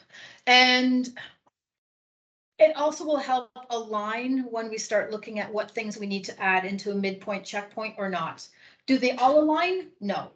But it's more to know that these are the types of things that happen when we do a rough plan, like a fine rough planning. What we do in like the fine planning. So there's different steps. We have the rough, refined fine planning. We have fine planning, and then we have like the detailed planning, right? So these are just things that are tasks that need to be done. And what I started to do is started to put times beside them. Ideally, they could be a lot quicker, but I'm trying to put some sort of time references to help people, help people align to how much time should you be spending on something. And I think that also helps as well too, is that, we only have a certain amount of time. We have to try to get all these things sort of done. And if we're spending way more time on that, maybe it's also say, hey, actually, you know what? I'm spending way more than you're saying. Maybe you can even let me know that so that we can already say, okay, maybe something needs to adjust a little bit. Maybe we need to tweak this a little bit. Some of these things already might be on the drawing because again, I'm using this as these are all the types of steps that you would use. But yes, today we already have the bubble plans, or today we already have the racking structure, or today we already have these things on the layout that have already been agreed upon. But I want this to be, it's a good tool to have beside you to say, okay, have I sort of taken care of all these things, or do I have questions along the way? And I'm sure you will have questions of what it means, understanding along the way. And just so you know, this is more so for come home, because I know you're working on Go Wow, but there are some things that we thought that maybe some of these principles in the future we could start using, like what are the steps that we could do to plan a department? Okay, so I don't think I'm gonna go through everything. But I will at least indicate some of the topics as we go through, because we're not even down at the bottom end here today, but I've indicated that we need to make sure that we've gathered all the drawings and the pictures from the expansion team, knowing that we have the flooring, elevation, facade. So these are just general things. You don't have to do them, but we need to make sure that we have all the drawings, because what we are finding in some other brands is that we don't necessarily have all the right information up front. So we want to make sure that I have this, like you can see, it's not a task by anybody, but we just want to make sure that we have all the information, we have the design guidelines, we have all that information for us to start planning in a good way. There's a test fit. The test fit is what Tom has been doing, creating the layout for us based off the stores that we're getting from the malls. So again, it's not a task that you guys would be doing yet. Maybe in the future, yes, but right now it's being supplied to. So then the first things that we start looking at are the space allocations per department. Provide all the updates. So basically the area is divided out into a certain amount of square meters. That has already been done as well too, part of the process. So it doesn't really need to be discussed too much because we've already taken care of that for you. We've determined each size of department based off of a lot of detail, which I didn't want to take here because I think it adds too much confusion at this point because it's already been taken. But I can take that, you know, a little bit about it being involved in doing the test fits about the space allocations and sizes that they need to be. Some of these things, like I said, are not necessarily tasks that you'll be taking care of, but knowing that these are sequences that we need to think about. The main aisle, the sequence of the compacts and the shortcuts, how will we be walking through the store with the compacts? That's already been taken care of as well too. Layout as a tool. So these are the things, again, we've already secured on the layout, but maybe there's some missed opportunities as you start going into your department. So when you go into the drawing, you will see we have the layers on and they're indicated hotspot, created hotspots, backflow. We have those all on the layout. So I think it's really important for you to already recognize where those are and make sure as we start going through the steps, you know how you're going to be using those products. And maybe there's other opportunities as well that we haven't taken care of. So a lot of the stuff that's happening in this area has already been taken care of for you, but I'm just going to walk through them. The goods flow. So the flows, customer flow, if there's the goods flow, the cart, coworker shortcuts, egress, garbage. So right now, that's also been taken care of on the layout. Maybe not garbage because we don't really do that. I can just delete that here. But what Triangle is involved in quite a bit is the egress traffic flows. So we need to make sure that we are not blocking those egress traffic flows. So especially for the first little while, it might be worth for you to have that on your particular drawing, have that layer on so that you know, no, I'll rephrase that. Only the departments that have an area where they have an egress should actually be on, because I don't want to cause any confusion, to keep it simple. But I think why I'm saying it's important to know about the egress is that we cannot put any furniture or any products in front of those openings. So we clearly, drawing has clearly put it on the drawing that this is the clear open area that we take you to the emergency exit out, and we can't put anything there. And the aisles are wide. Most of them are 250 centimeters wide, so we can't put any product in there. But your departments don't have any of those, so I won't worry about that, and neither does yours. So I won't spend any energy on that. But again, all these things that we need to reference, deviations from the work brief. So as we're starting to go through it, one of the first things that you will need to do, I would say all of you, is to take a look at the work brief that you have and read through it and see what questions you have, especially for you. You haven't been involved in that work brief process from our end. You probably will have a ton of questions. And please bring them, ask them and understand, and also take a look at, we can also take a look at Smart City. We can spend a little bit of time together on that as well too with Tia, to align. Same with you guys as well too. We can take that. Knowing that we need to still take care of customer guidance, which we've already started to do. And the ways of shop to communication, which is already on the layout as well too. I'm only touching these big heading topics. Okay, so the things that are going to affect you the most are now coming into the spine planning. So, oh gosh, I thought I updated all this.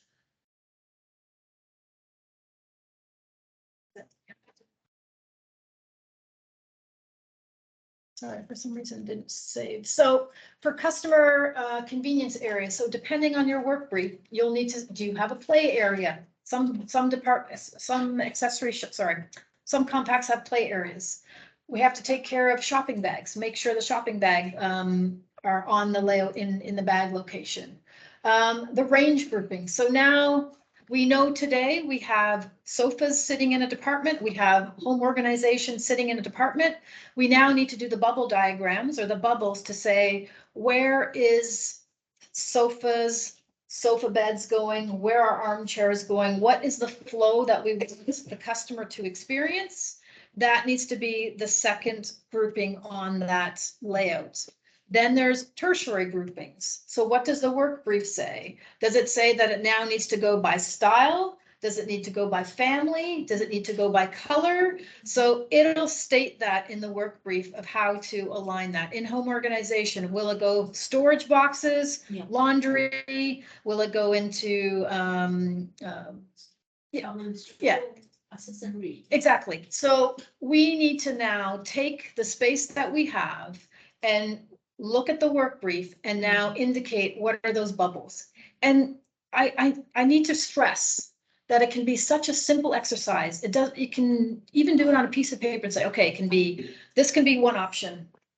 Unless it's quick for you to do it on AutoCAD, but this is one option. Here's another option, and it's all based off of the interpretation in the work brief of how they need to align it. Or maybe there's something because there's an element in the layout that you want to try that's different because of a column being in the way and you're not going to be able to see it. But have 2 or 3 options Yes. and understand what option you think is the best. Yeah. So you can, Doing now. yeah, exactly. So it's really important to have that. In some cases, it's super simple, depending on the area. Some are easier than others. Some don't have a lot of options. So don't make options just because you think you need to make options. If it's pretty straightforward, you can call me earlier and say, you know what, I got a couple options. Let's just look at them and resolve them so that we can move on. But it's a simple exercise. It shouldn't be taking 5 or 6 days to do a bubble diagram. So that's what I just trying to state, right? And it might be for now, you guys, because you don't know or you don't know to ask, but the exercise in itself should be simple and straightforward.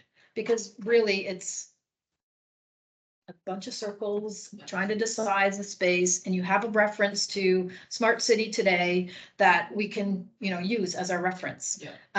And I think creating that bubble also, those bubbles are important because it's also based off the range size. So you can't just randomly say, okay, this bubble is this big. You have to really now take Smart City because we have something as a reference to say, okay, the size of that should be relative to the size that we're bringing it into the next store. Or if the next store is bigger, like Vivo, then that bubble size will change. So in AutoCAD, you can actually get the idea of what that size is, like the area of that space, to sort of translate the size over so that we can have a comparable, if you will, beside each other. So really, really important. So that's important. And then we've got product and placement. So once we've sort of landed in on sort of that bubble idea, we also need to consider start considering where the main products are going to go. And it's not every product. What we're talking about is they'll list in their work brief some key items. And those key items we can already place as a placeholder on the layout to say, okay, in that hotspot that I have here, I'm going to put that key article. In this hotspot here, in that perimeter break, I know there's only so many lowest priced items. What is that lowest price item going to be out of sofas, out of armchairs, out of home organization? What are those lighting? What are those products that we can actually focus in on? And again, we don't have to reinvent the wheel. There's things from already that we have from a Smart City that we can already bring over. And does it work in our layout? The question is, if it doesn't work in our layout, those are the things that we can say, hey, now I'm not so sure. Or let's think about, okay, if it's not this, or maybe I don't have a perimeter break in this department, but I have another spot on the layout that is important. Those are the things that we now need to comparing. We really need to take the learning from Smart City and utilize it into these stores, even though the layouts are not exactly the same. It's about the principles and understandings that are coming from both layouts, okay? Yeah. And again, we can sit down and look at what those things are. I know it's hard. I haven't had a chance to sit down with everybody, but Tia can also do that as well too, the references. And Tia actually also planned, she did most of Sofa Compacts. She just didn't finish off on Sofa Compacts, so she can be a good reference for you initially when she started off with doing that. And then we've got like, again, the media placements, we've already secured most of those in most cases, but thinking about what those products can be. The priority messages, we don't have a lot of priority messages other than lowest price, GM, gross. So GM is gross margin and volume and turnover. So those will be listed in your work brief. So again, once we start going through the exercises, you will need to know within your bubble, what is the gross margin product? What is the top turnover project? And where does it go within that bubble on the layout based on strategic locations? And what you'll see, even when you go to come home from Smart City, is that you'll see everybody indicated all of them on the layout, which is fine. However, you'll also know that some of them are not in strategic locations. They just put them on so that they're shown and represented on the plan. So that's something within the work brief as well too. We need to sort of navigate and say, okay, realistically, where do we want to show the most important products? And it needs to be really clear on the layout, Yeah. how we do that, okay? Anyway, so, but you can see there's a list of items, task by task by task, about what needs to actually happen within the department. So, and I've given sort of rough timeframes to work on that. Other things I've put in here that I've highlighted that are not necessarily something that you are all involved in, but also involve other people, like Trang as an example, is that if we have electrical requirements, if we have floors and walls that need to be added or adjusted, there's some things when it comes to the major layout that we should just make sure that Trong is involved, or if it's myself, Salome as well too, for making sort of changes to something that's already on the base drawing, we need to be aware of them. The ceiling grid and lighting, in general, you guys haven't been involved in so much. It's been Tia and myself that's been doing it, and then actually Trong did the last one for Latte and Vivo. So there's some things, rather than us now doing them, now we just need to go in and look at them. So there's a lot of things that you haven't been involved in, but you need to know that it would normally be part of a responsibility of somebody to do. We've made it simpler to have one person look at all the lighting over the entire store rather than individually looking at it. And then we only had the planner in itself for the compact or the accessory shop to do the spotlighting.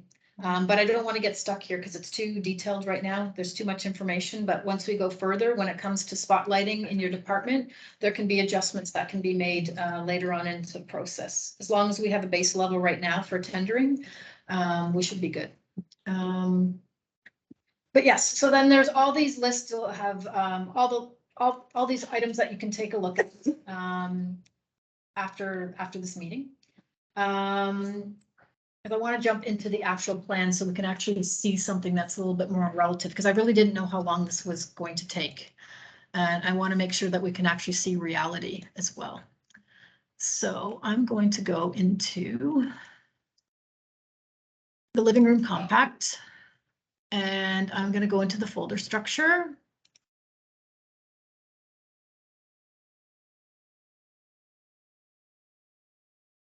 So what I'm going to show you here right now is sort of the final package that needs to be provided for a handover. And again, I know I'm going in many different directions here, but I just want to show you what a final handover looks like because it's obviously different from your kind of final handover. And we can go into more details in the steps as we go through, but this is the end, what needs to be provided. There's going to be a drawing list that shows all these components: structure, primary range grouping, secondary range grouping, hotspots, wall and floor racking, product names on the floor. There's a whole list. So basically, you are seeing the overview of the flow, right? So this is the flow for the sofa area. We talk about the square meters and then what calculation is it in the entire store. Then here's the bubble diagram showing the footstools, sofa, armchairs, sofa bed, sofa tables. So that's that whole the customer flow in the primary groupings. Then we go into the secondary grouping. So the idea of this package is for many different reasons. It's also to hand over to the store because this is the package that they'll also use for referencing. But it also is handed over to the fit out team that also needs to implement the range as well too. So they don't necessarily need to know the bubbles per se, but we put a whole package together to make it easy. So they also know if they actually need to do carpentry or any of these sort of elements, they're actually sitting in an entire package. But all these things need to be indicated on the layouts for a package. And then you have, so in this case, we really only have one. See, we only have one hotspot. In this one, we have only backflow because of how the layout is, right? So even on the back wall, we weren't able to take care of a lot of things. However, we still wanted to make sure that there was access back here So it's actually changed quite a bit. So this is learning. I think we could have had an opportunity of a created hotspot back here. I think we have it, which is not shown here. Like we've made sure that when you walk here, that this product is important. But on this particular layout, we should show more than just backflow, in my opinion. So again, learning, we all were making mistakes in the first round as well too, but I think there should be more shown here. Then we have, of course, the dimensioning of where racks need to go. So it's important that this is the racking that we have on the layout. Just showing a plan of if the racking supplier is going to be coming in, this is the racking that's going to be indicated, and it's actually labeled. So we have a labeling system that you can talk about with Tia as well too. We have a principle and it's documented about how we label each section of racking all the way along, because it'll reference an elevation so that they can know what it is. And same with the bin locations and the small racks that we have on the floor, depending on the layout. And there's that red bag bin icon. Okay. And then within this area as well too, we have, what's this one called? Products. So these are just the names of the products on the floor. So we also want to have a layout so that they know what products are going where. And I'm not sure, but yeah, it also talks about the color, really important. So we know the color flow as well. Yep, so that's all labeled. Then we start getting into elevations. So what is on each section of rack for coffee tables, as an example, for whatever the products that we have, how they reference on the floor and how they reference on the wall. Same with the sofa and armchair plan. Again, you can see we've done an overview of the tagging. So racking of the tagging is really quite important as well too, because it needs to reference back to something for the person to implement. And then in this case too, the style, if you will, of the sofa, and we even have a little bit of a color reference of what it will actually look like on the back wall. Okay. Elevations of everything as well. Same thing with footstools. So all the things that are within the area, all labeled clear. Then we also have, it says the textiles. So I think this is sofa sample textiles. So in the sofa department, we have samples, like all the different types of fabric samples. So we need to indicate which sofas are going to have them, because some sofas only have one color, but some have 4 or 5 colors. So whatever color sofa that we have, we need to make sure that there is the holder that goes with it. So there's a sample of the fabric samples. So basically it's indicated here. These are all the locations where a sofa sample needs to be provided. On the sofa. It actually is attached to the sofa. We can show you an example of it. It's attached to the sofa, and it needs to be ordered through the supplier that is going to be providing us the sofa. So we have a relationship with the merchandising team about aligning that. So we just need to make sure that that is provided. So that's what this particular one is. Then we have, so this is our layout that shows about how we work with quality statements, volume, lowest price, turnover, and highest gross margin. So this one, again, really critical for us, because this is how we need to focus in on sales steering for the store, for where the money is coming from. So when you'll see in the work brief, it'll list all those items that are important and where they're placed on the drawing. And like I said, it could look very random, if you will, but at the same time, it's important the ones that they do indicate on the layout where we have placed them. And just as an example, as you know, if you see here, footstools, they're in the cold spot. You're not going to be able to have it in the hot spot, but we are still indicated where the volume and GM is in that area on the particular layout when you come in, because it's still important, because again, we can't have everything in the hottest spot. I think what's critical, I'll just say, even though it's in the work briefs, in every work brief, it says that you should start off the first third of the department with lowest price. So this will always be evident. So those are the types of things that we will need to talk about when we do the midpoint checkpoints. T is putting that whole package together of what needs to be talked about in the midpoint checkpoint. But these sort of elements, how they're highlighted, through the layout, very important. And then, of course, yeah, how it's divided. You know, 2-seaters, chaise lounge, armchairs, medium high, sofa beds. Okay. And then here, I haven't talked about it here yet. I'm going to take it out for another exercise. It's about price and quality ladder. So what price and quality ladder means is within the area, we have a low, medium, and high price sofa as an example.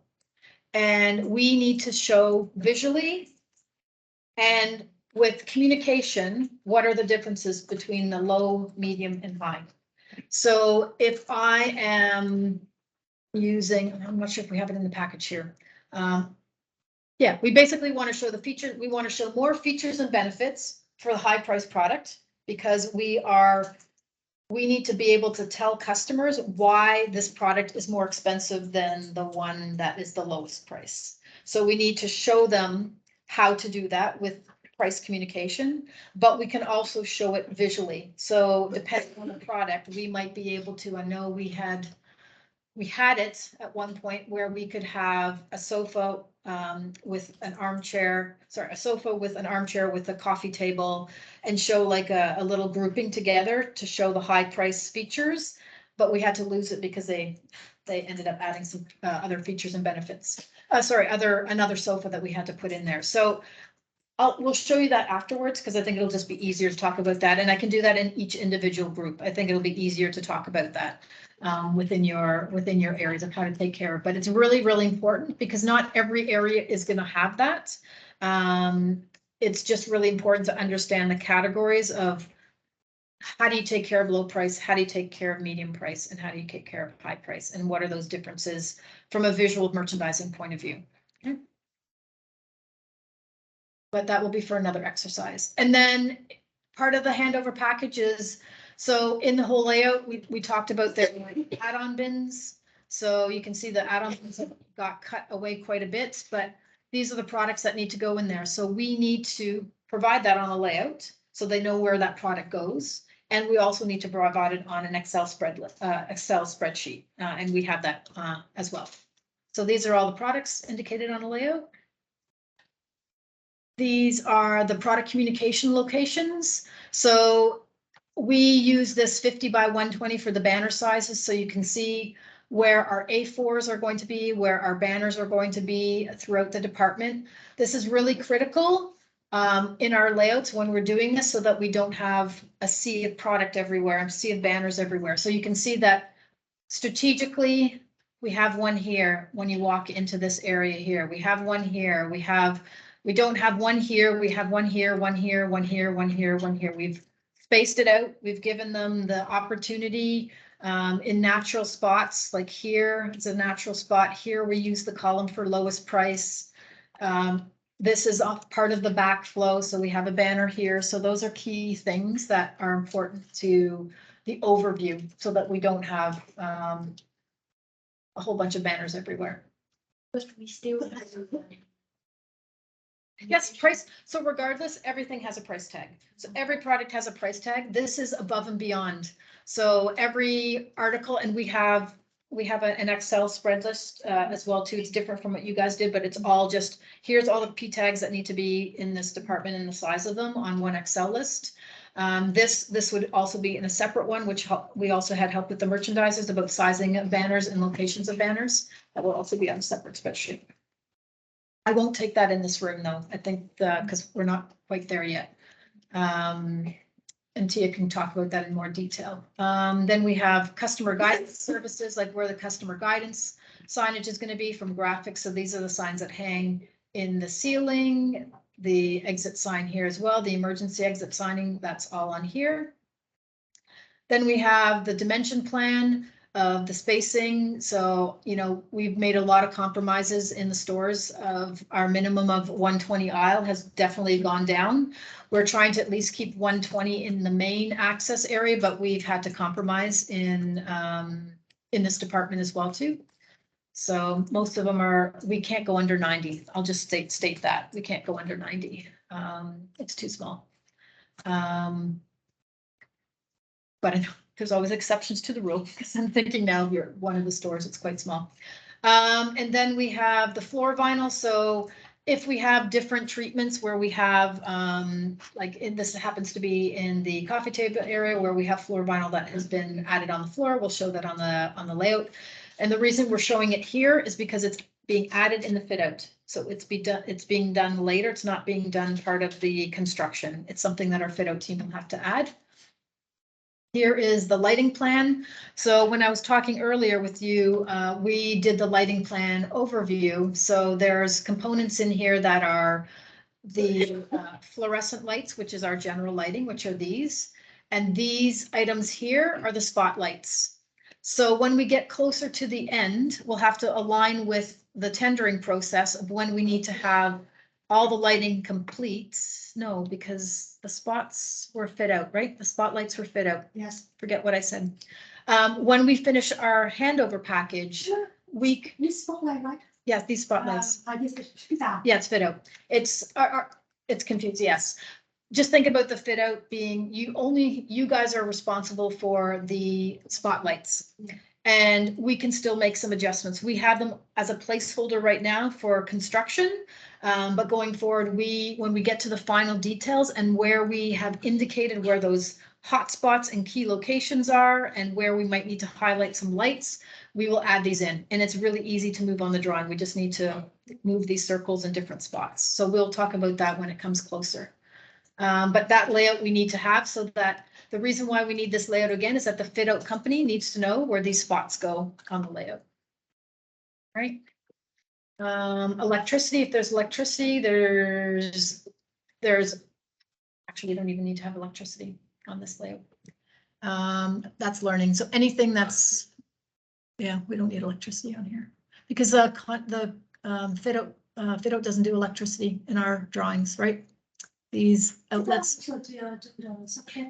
not in our case, not in the compacts and accessory shops, right? Because these are already part of the construction, these ones. So if I look at this right now, this would be confusing because the fit out team doesn't do these.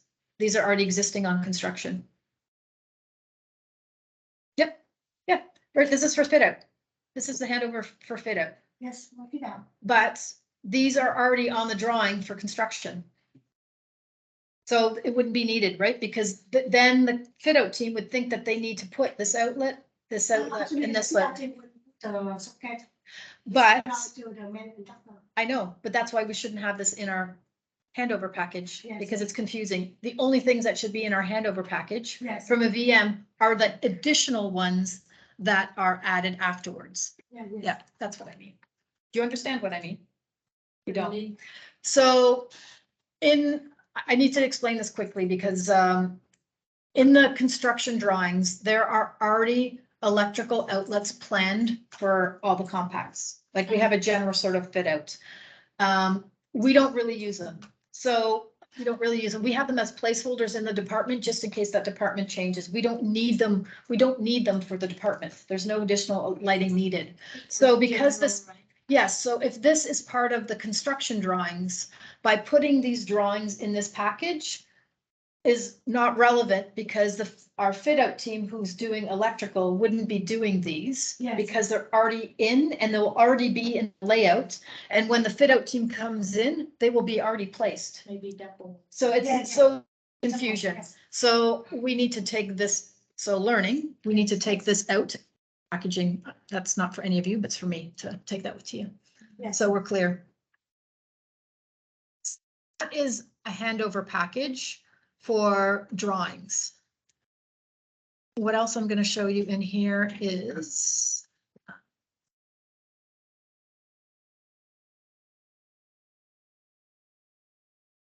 we have a folder with all our orders. So we have carpet, communication, electricity, paint, sewing, display product list, stock product list, propping.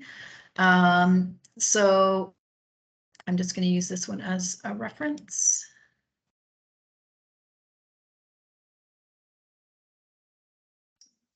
See if I open this one instead.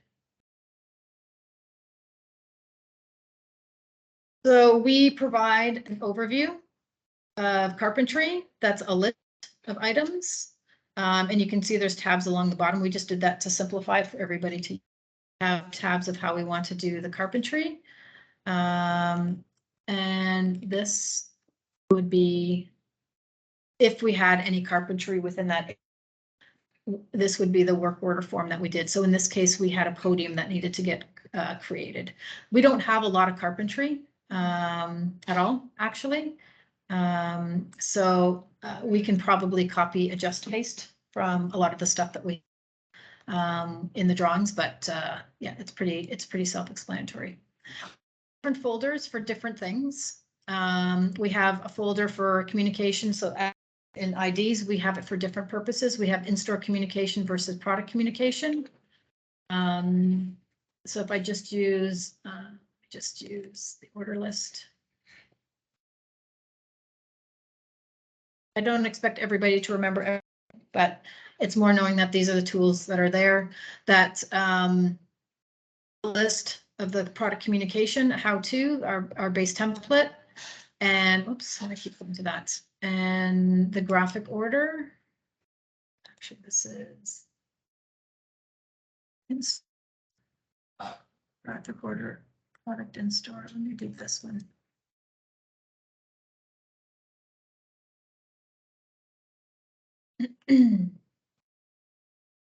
Oh, I thought it was filled out.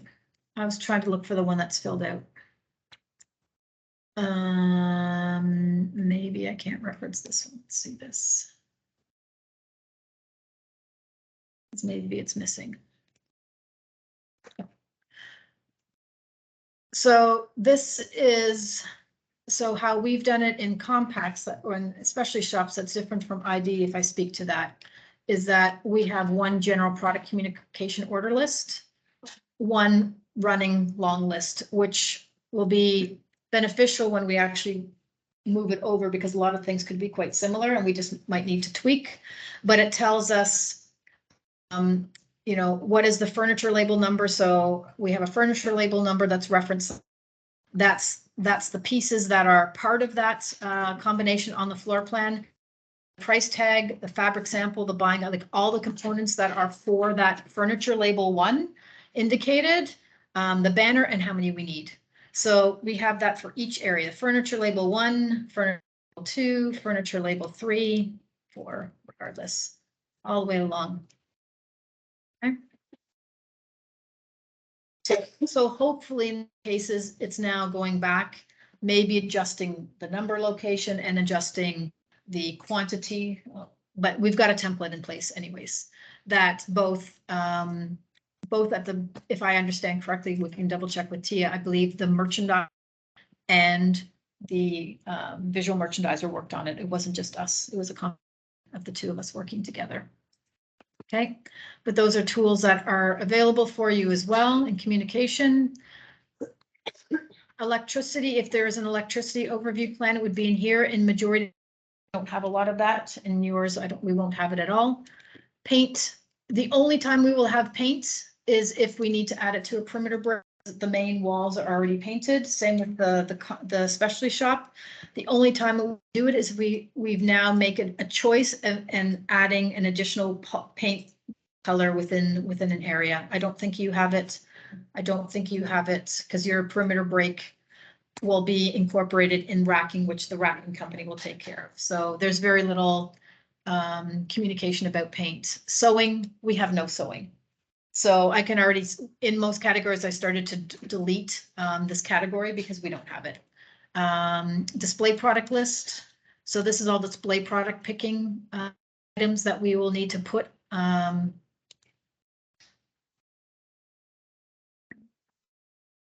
So these are all the tasks that we needed to. It's not opening, other than it's 245 characters long.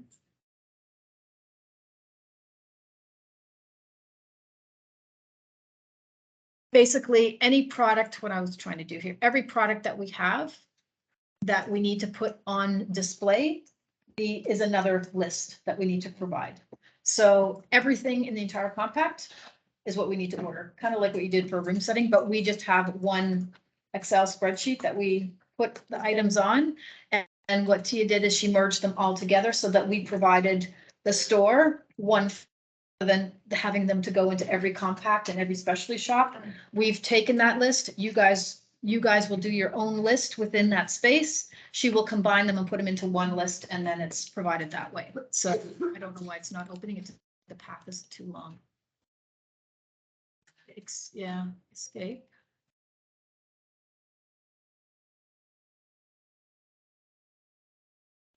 I'll show you the final one in the end anyways.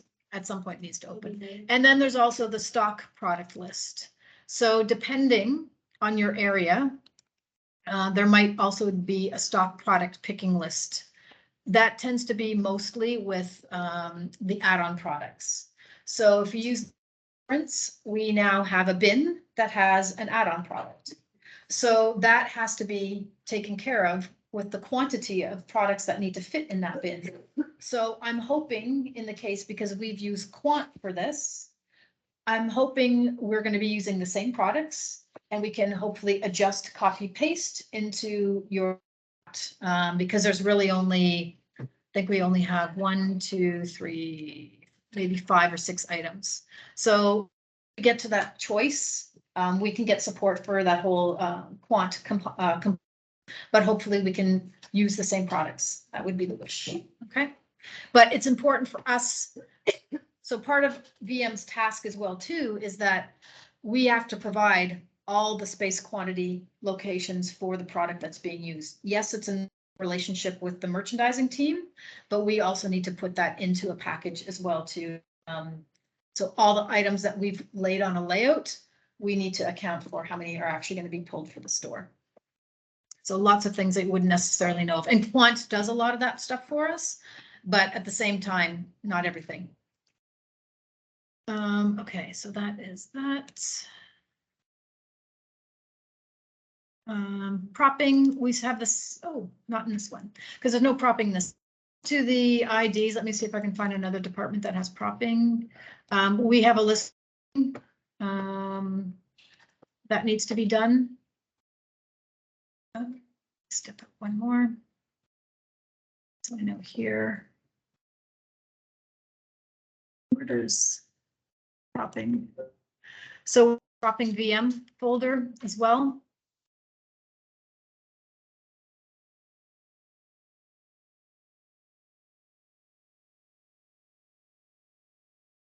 And it's the same propping folder that you guys have for IDs, except ours is much less. So we tried to minimize information could be sitting here. I'm not sure where it is. It's much less. And in sofas, you don't have to worry about propping. So, but these guys will need to know about propping, so that's why I brought it up. There's some information that needs to be shown. And then what we've also done is we have a folder for planogram. So that's where we put Quant information, but it's also where we put storage add-ons. So you can use this as a reference as well.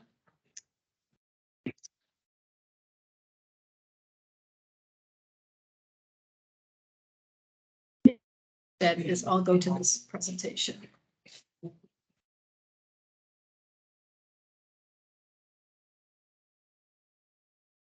Is anybody lunch today? Because I go to work. Yes, I have. Oh, Thank you. thanks a lot. We're almost done here. I just realized that we're almost time, but I was trying to relate to back to Smart City of what things that we've actually delivered. I know there's going to be lots of questions when we do it, but I thought I would start showing it now so that people can see that there's a lot of steps that we need to do and a lot of information that we need to provide during the process that maybe you wouldn't have before. Like you only saw the overview, but then there's still lots of things that we need to be putting into the folders. And this one's taking forever to open. But my main suggestion would be for everybody, as this is open, that start with the work brief. I'll show you where the work brief, we'll show you where the work briefs are. Start with the work briefs, and I think you guys are already starting with the work briefs, but you haven't started with reading the work yourself, right? So I think it's Actually, last time plan to inform you. Workspace. Yes, Sweet very simple. okay, So. then you, yeah, so then you can, so you have seen the SOPA, Just the work brief. layout. Okay, oh, just the layout. Oh, we need to show you where the work brief is. But I think what's important in this slide, overview is that we also, from the last time we had a presentation of how we documented everything, we're not using Kahum anymore. So this is still at least a reference of what we did, overview of how we presented things in handovers for, I'm just using this one as an example because I couldn't open the other one. What we provided when we had Kahum. Now that we don't have Kahum, we need to use AutoCAD and we need to use, you know, these types of drawings as our reference points, which means we also need to use the elevation to put them in a PowerPoint type presentation when we're actually doing these meetings and meeting with the group. So as an example, you know, something like this, we would show, maybe we won't have this, but maybe we show it in elevation, or we're also starting to talk about, because you guys are saying that we can be using SketchUp in the future. So we ended on how we're going to do all that, but it's going into these meetings, it's going to be different because we don't have, right? So yes, within the folder structure, I won't spend too much time here now, other than the work brief one. So this is where you can find the work brief, sorry, back one, living room compact, work briefs. And then those are the 3 work briefs. So you have 3 separate work briefs that you need to take a look at, even within one area. And when you go into the work brief, I'll just show you what one looks like. Same as Smart City, but they've been adjusted. So you can already see here a little bit of our rationale is, so here's our work brief, and it's, how many pages is it? So there's quite a few pages to it, and see what we've done is we use this dot system. So when we've taken care of something, we said, okay, it's done. The function of sofa, size, color. So we have this red, green, yellow. And I'm using this one as the example because this is from Smart City of what's complete. So what I was telling the team to do, and I think it's very beneficial, is look at this weekly. So it's not a task at the very end that you're taking care of, or a checkpoint. It's like, how are you taking care of all the things? Because in the end, this is what they're going to gauge every. Lasha's going to say, in this work brief, I said this. Why didn't you do that? Well, you know what? We couldn't do this because of this, this, this. So what I started to have the team do in some cases as well too, when they couldn't do it, is explain why we couldn't do it. Because the greens and yellows are, the yellow is, it's either pending or it's not quite there. But the reds are simply, no, we can't do it. And if we know from the very beginning we can't do it, let's already say we can't do it because size of store or decision on, you know, September 7th in checkpoint. For us, because if we don't remember to always go back, it's a simple thing to add right here, a little note to say, yes, we can't do it because the work briefs are for every store, if you will, right? And we're not going to be able to take care of every store. So that's why I said it's really important when you start looking at, like, have we taken care of our top turnover families? Have we taken so it's a very, very different work brief to go through, and maybe we can sit down that together as well, as far as, you know, what are those combinations that we need to see, the 2-seaters and 3-seaters? What are the family products that we need to really see? What are the families of sofas that we need to see? These are the things they'd like to show and communicate, like what are the top items that they want to show, and what are the cushions that they want to show with them? Are the items that have quality statements that we can maybe highlight. And by highlighting, that could also mean we might have a visual display technique that we want to do with it, we talked about earlier. So all these components in here, you can see there's a lot in here. How have we taken care of them? And you can see there's a lot of red, right? So the yellow mean half or it's either it's progress. we haven't quite completed it, but in this case, there shouldn't be any yellow left. Really, it should either be green or red. So I'm not sure in the end what, we probably just didn't finish it off, to be honest. But really, in the end, everything should be green or red at that point. Because the yellow was kind of in the progress. Maybe we'll still get to it, you know, we haven't gotten that far yet, so maybe we can do it. Yes, so. Yeah, but good point, because it didn't. You can see our work briefs are very, very long. Some will actually have pictures in them as well too. But this one doesn't. Okay. Yeah, I think it's 12:01. I think that's it for now. There is more information that I'll share about price and quality ladder. There's definitely more information about how to work with putting the. She did a lot of that stuff when.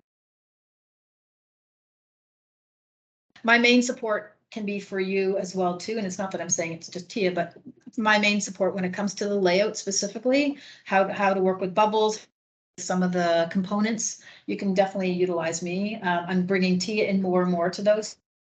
I mean, like I said, she plans Sofa Compact. So the one good thing is that you could actually go for her specifically about some Sofa Compact information based off of what we did for Smart City. The only thing she didn't do is complete it at the very end. We had somebody else complete it because the task got too big.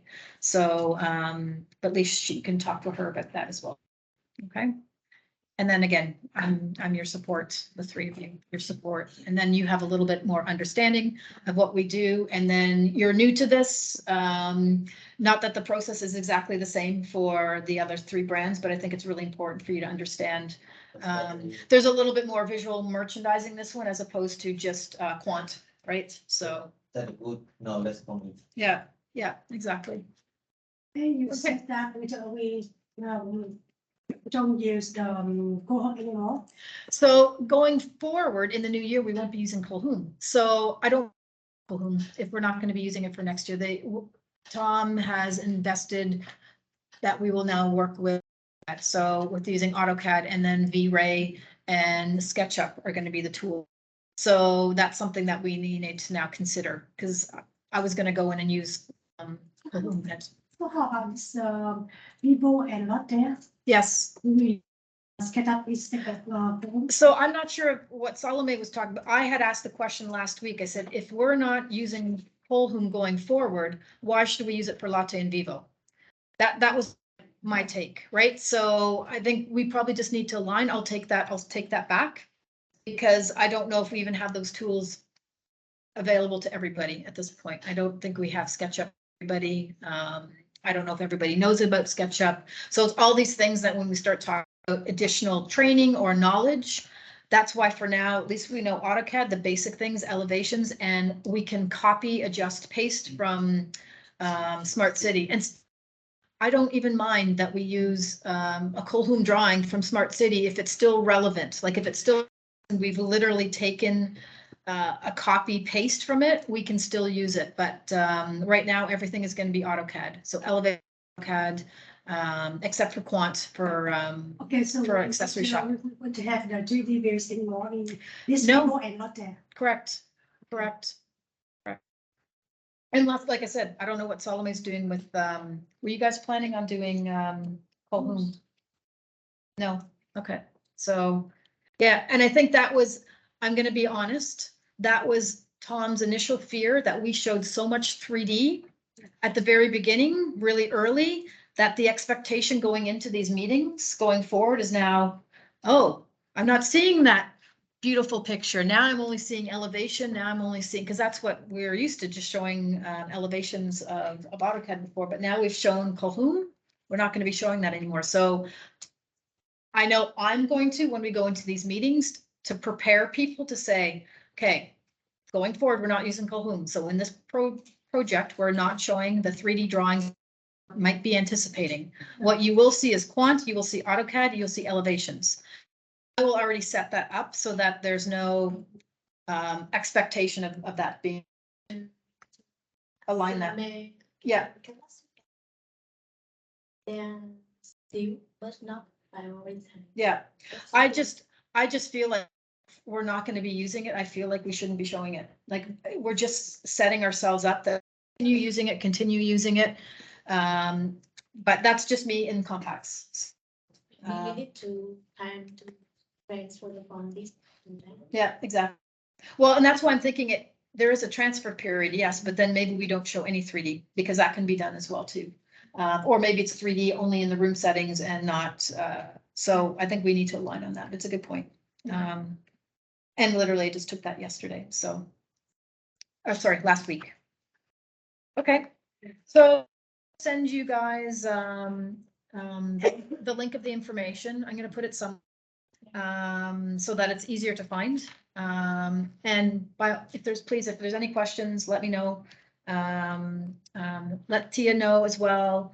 Both of us can be aligned and expect that I'll try to do a little bit more of this training going forward when we get into other areas for both all of you guys here.